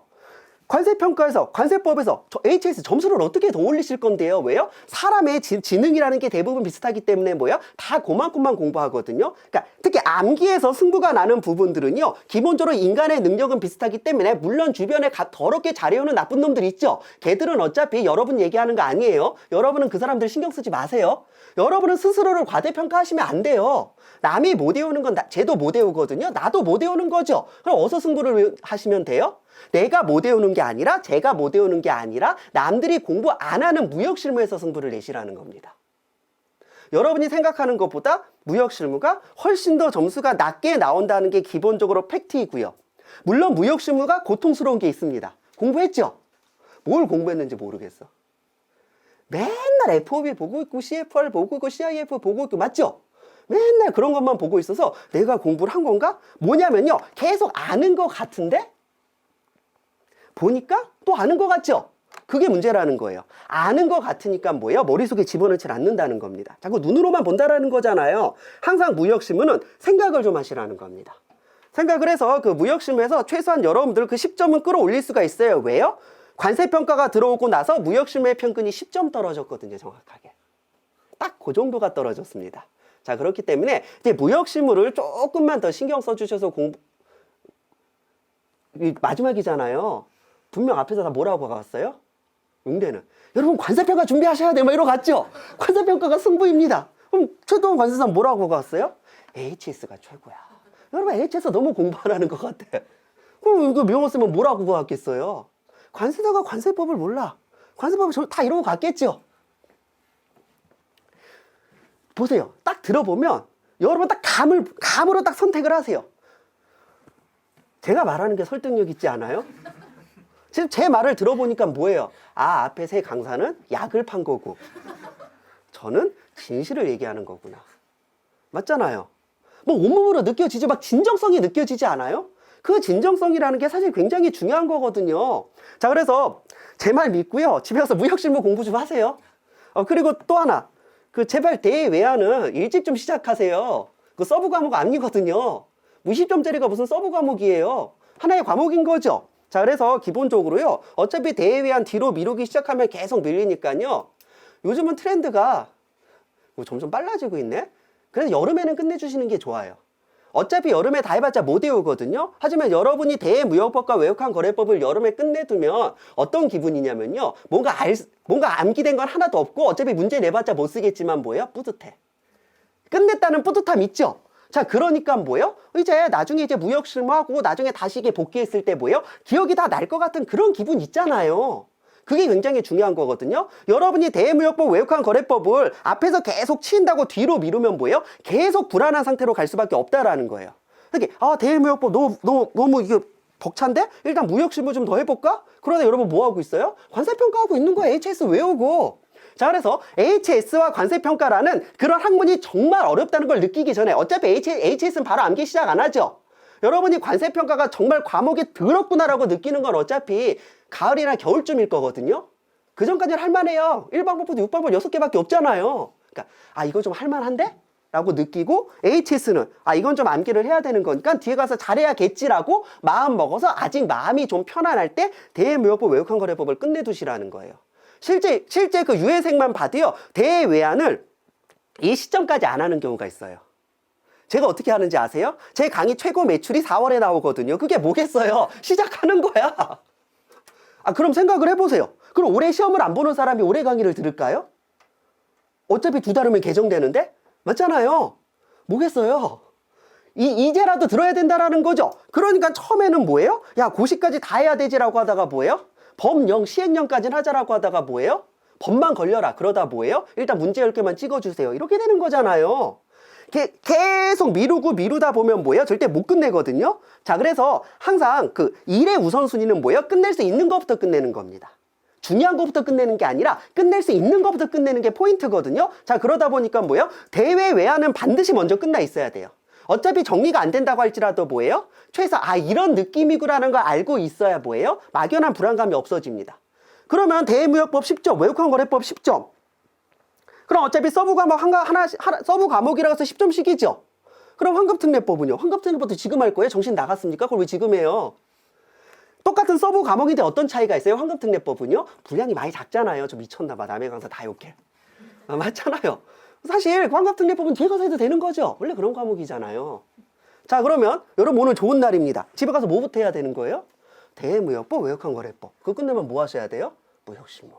그거 끝내면요? 무역신문 심화. 그거 끝내면 무역신문 문제풀이. 끝내면 무역신문 마스터. 그거 끝나고 무역신문 고급. 그 다음 무역신문 사례특가. 이게 얼마야? 이게, 와. 자, 그래서 장난처럼 얘기했지만요. 그 대무역법, 외국환거래법을 먼저 끝내야 된다는 건 사실이고요. 그 불안감을 폭탄을 안고 가지 마세요. 하나씩 먼저 끝내주시는 게 포인트라는 겁니다. 자, 그리고 무역신문 열심히 공부해 주셔서 제가 바라는 거 딱 하나예요. 학원 원장님이 제일 바라는 건 뭘까요? 여러분이 합격하는 걸까요? 떨어지는 걸까요? 여러분을 내년에 또 보는 걸 좋아할까요? 그만 보는 걸 좋아할까요? 뭐 그래요. 하지만 제가 바라는 건 그거잖아요. 여러분이 합격하는 거거든요. 여러분이 합격해서 입소문을 내서 다음 수험생이 들어오는 게 가장 이상적인 거라는 거죠. 어차피 제가 바라는 건 여러분 합격밖에 없거든요. 자, 그러면은요, 제발 어디서 한 풍문이나 루머 이런 데 하지 말고, 그리고 스터디 같은 거 하지 마, 제발. 스터디 같은 거 하면은요, 마지막에 합의되는 건 그거야. 역시 이 정도만 하면 되겠죠? 역시 무역신문 목차죠? 그 합의를 해. 본인이 만족스러운 합의를 하고 뭐요? 우린 다 같이 만족했으면 이러면 안 되잖아요. 그 스터디 그룹의 문제는 뭐냐면요. 다 같이 합격하거나 다 같이 망하거든요. 그럼 예를 들어 스터디 그룹에 저 같은 사람이 있다라고 해요. 스터디 그룹 딱 왔는데 뭐예요, 여러분? 오늘부터 이거 다 외우세요. 그럼 외울 거예요? 망하는 거잖아요. 그럼 제일 좋은 스터디 그룹은 뭐예요? 내가 한 8년째 공부해봐서 아는데 이건 요만큼만 해도 된다. 그래서 서로 마음 편해지는 게 스터디죠. 그 마음 편해져서 어쩔 건데요. 내가 스터디에서 잘 되는 꼴을 못 봤어. 그게 잘 될 수가 없는 거거든요. 그래서 스터디 그룹을 활용한다라고 하면 스터디 그룹은 딱 하나예요. 진도를 정해서 내가 이만큼 공부하는 분량 체크 있죠. 그런 목적의 스터디면 상관이 없는데요. 서로 공부 방법을 논의하는 그런 스터디는 최악입니다. 왜요? 그 스터디 그룹 누구도 합격했다라는 경험이 없는 사람들이잖아요. 그러면 사람들은 뭐예요? 자신이 믿고 싶은 것만 믿는다고 뭐예요? 근데 내가 열심히 이렇게 막 공부를 해왔어. 또 어떤 사람이 오더니 그렇게 공부하면 떨어진대. 자, 그럼 뭐예요? 걔 내보내는 거예요. 너 지금 나 무시하는 거냐고, 나 5년 차로 무시하는, 이렇게 되는 거잖아요. 자, 그러다 보니까 항상 그 스터디 그룹의 문제는 뭐냐면요. 마음 맞는 사람끼리만 모여서 마음 맞는 얘기만 하다 보니까 뭐예요? 그게 진실이라고 생각하는 겁니다. 여러분 그 수험생 말 듣지 마시고 합격생 말 좀 들으세요. 자, 그러니까요. 스터디 그룹 같은 거 안 해도 돼. 스터디 안 해도 돼요. 한다라고 하면 아침에 이제 출석 체크 스터디 일어났습니다. 기상 스터디. 여기서 여기까지 공부했습니다라는 그런 진도 스터디. 그리고 밥은 제발 혼자 드세요. 밥 같이 먹지 마. 특히 남학생들 그 밥 같이 먹다가 당구 치러 가지 마시고요. 여학생들 제발 스타벅스 가서 3시간 있지 마요. 여기 뭐 관세법 이렇게 책 끼고 3시간 있으면 공부한 것 같지요? 여러분 머릿속엔 당분밖에 안 들어가 있을 거리요? 자, 그러니까 항상 그 외로운 싸움이거든요. 보세요. 어차피 모두가 다 합격할 수는 없습니다. 1000명이 응시하면 90명밖에 합격을 못하니까 뭐예요? 다 적이야. 다 남이라고 생각하고요. 그냥 나 혼자 열심히 공부를 하는 게 맞아요. 자, 그리고 남들이 얼마치 공부했는지 전혀 관심이 없으셔야 됩니다. 얼마치 공부하면 합격했나요? 그게 아니죠. 상대 평가에서 얼마치라는 게 없어요. 중요한 건 뭐예요? 내가 할 수 있는 맥시멈을 하는 겁니다. 물론 그런 사람 있죠. 막 카페 이런 데서 뭐 몇 시간쯤 공부하면 합격하나요? 라고 물어보는 것의 목적은 뭐예요? 쟤보다 1시간 더 하려고. 그런 목적이야지. 나도 저만큼 공부하는데 충분하구나. 이렇게 생각하면 안 된다는 거거든요. 자, 그래서 항상 공부는요. 내가 할 수 있는 맥시멈을 해야지. 제가 몇 시간 하는지 전혀 상관없죠. 쟤는 합격자가 아니거든요. 그래서 항상 내가 죽기 직전까지 공부하면 되겠구나 라는 마음으로, 그리고 여러분이 생각했던 것보다 무역실무가 쉽지 않겠구나라는 거. 특히 그런 부분들을 좀 신경 써주시면요. 여러분이 충분히 합격할 수 있을 것 같습니다. 나 이렇게 말이 많어. 저 왔으면 다 끝나 있을 줄 알고 밥 먹으러 가려고 그랬거든요. 그래서 저보고 한마디만 하고 오라 그랬거든요. 그래서 제가 아예 나 준비한 게 없어서 한마디 못 할 것 같은데 했더니 그럼 뭐 잠깐 그 5분이라도 말하고 오라고. 5분 됐어요? 뭔지 모르지만 50분 된 것 같죠? 막 정신과 시간의 방에 들어온 것 같잖아요. 제 말이 또 1.8배속이라 뭐예요? 5분 들으면 20분 들었던 것 같아요. 그렇죠? 제 강의 1시간 들으면 뭐예요? 8시간 공부한 것 같아요. 자, 어찌됐건 여러분의 합격을 바라면서요. 오늘은 뭐 좋은 날이니까 제가 말이 많으면 안 되잖아요. 아직 할 말이 많이 남긴 했는데요. 요쯤에서 줄이고 또 좋은 기회에 다시 만나겠습니다. 네, 수고하셨습니다. 여러분도 혼나고 계신 줄 알고 제가 얼마나 밖에서 맘 졸였는지 몰라요. 예, 화난 게 아니라 원래 좀 성격이 모났어요. 그래서 여러분들 오해 안 하셨으면 좋겠고요. 네, 정 선생님 보셨고, 자, 이거 커리큘럼인데요. 이미 제가 HS 코드 어떻게 관세율표 진행하겠다 말씀드렸는데, 자, 각 과목별로 이렇게 진행이 되겠구나라고 생각을 해주시면 될 것 같아요. 그래서 여러분들 대체적으로 1차 보셨던 유예생들이신 거죠. 아무래도 내년 7월 달을 목표로, 여름을 목표로 하실 텐데요. 자, 지금 그래서 기본반 있고, 그 다음에 이 기본반에서는 말 그대로 자, 기본기를 배웁니다. 자, 근데 2차에서는 써야 되기 때문에 기본적으로 이 기본기가 튼튼하지 않으면 다음 스텝을 나가기가 참 쉽지 않아요. 자, 그 다음에 한 가지 또 드리고 싶은 말은 여러분들께서 자, 기본반 들을 때는 열심히 들으세요. 자, 그 다음에 고득점반 또 들을 때는요, 원래 들었던 기본 개념들 있죠. 이거를 그냥 깡그리 다 잃어버리시는 경우들이 많이 있으세요. 자, 그래서 이거 따로 공부하는 게 아니라요. 여러분들 예를 들면 2단계 와가지고요. 앞에 게 기억이 안 나요. 그럼 어떻게 해야 돼요?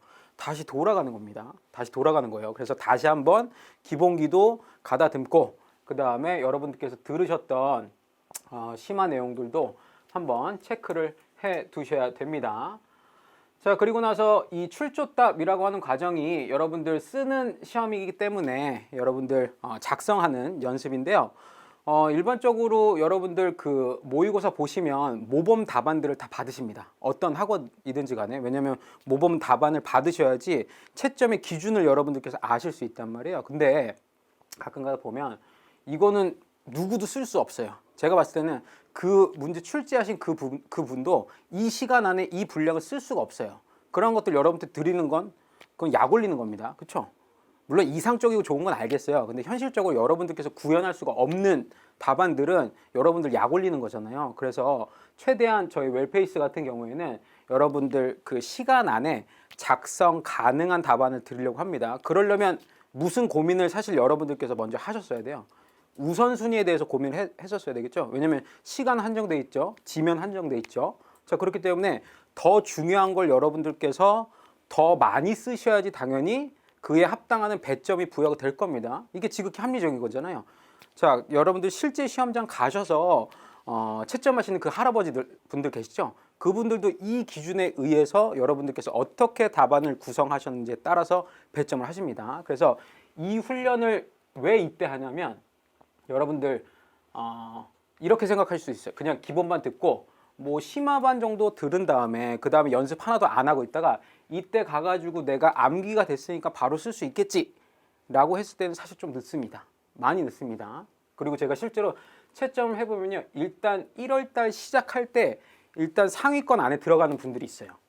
그분들 같은 경우에는 자, 이 과정을 통하셔서 미리 연습을 하셨다라는 겁니다. 즉 내가 뭘 쓸 수 있고 내가 뭘 못 쓰는지를 체크를 해야지 이때 여러분들이 만족할 만한 퀄리티의 답안이 나오지, 그냥 얼렁뚱땅 내가 머릿속에 뱅뱅뱅뱅 그리고 있다가 그냥 종이 한 장 받고 펜 하나 받으면 그날 놀라운 역사가 일어날 거야 라고 우리가 드라마틱하게 생각했다가 상처받는단 말이에요, 여러분들. 그래서 미리 훈련이 되어 있어야 됩니다. 훈련이. 자, 그래서 그 훈련을 위해서 지금 이 출조답이라는 과정을 통해서 여러분들 모의고사 보실 때 이 등수가 여러분들한테 굉장히 스트레스예요. 당연히 저도 스트레스 받고 했었거든요. 왜냐하면 말씀드렸다시피 점수보다 사실 더 중요한 건요, 등수입니다.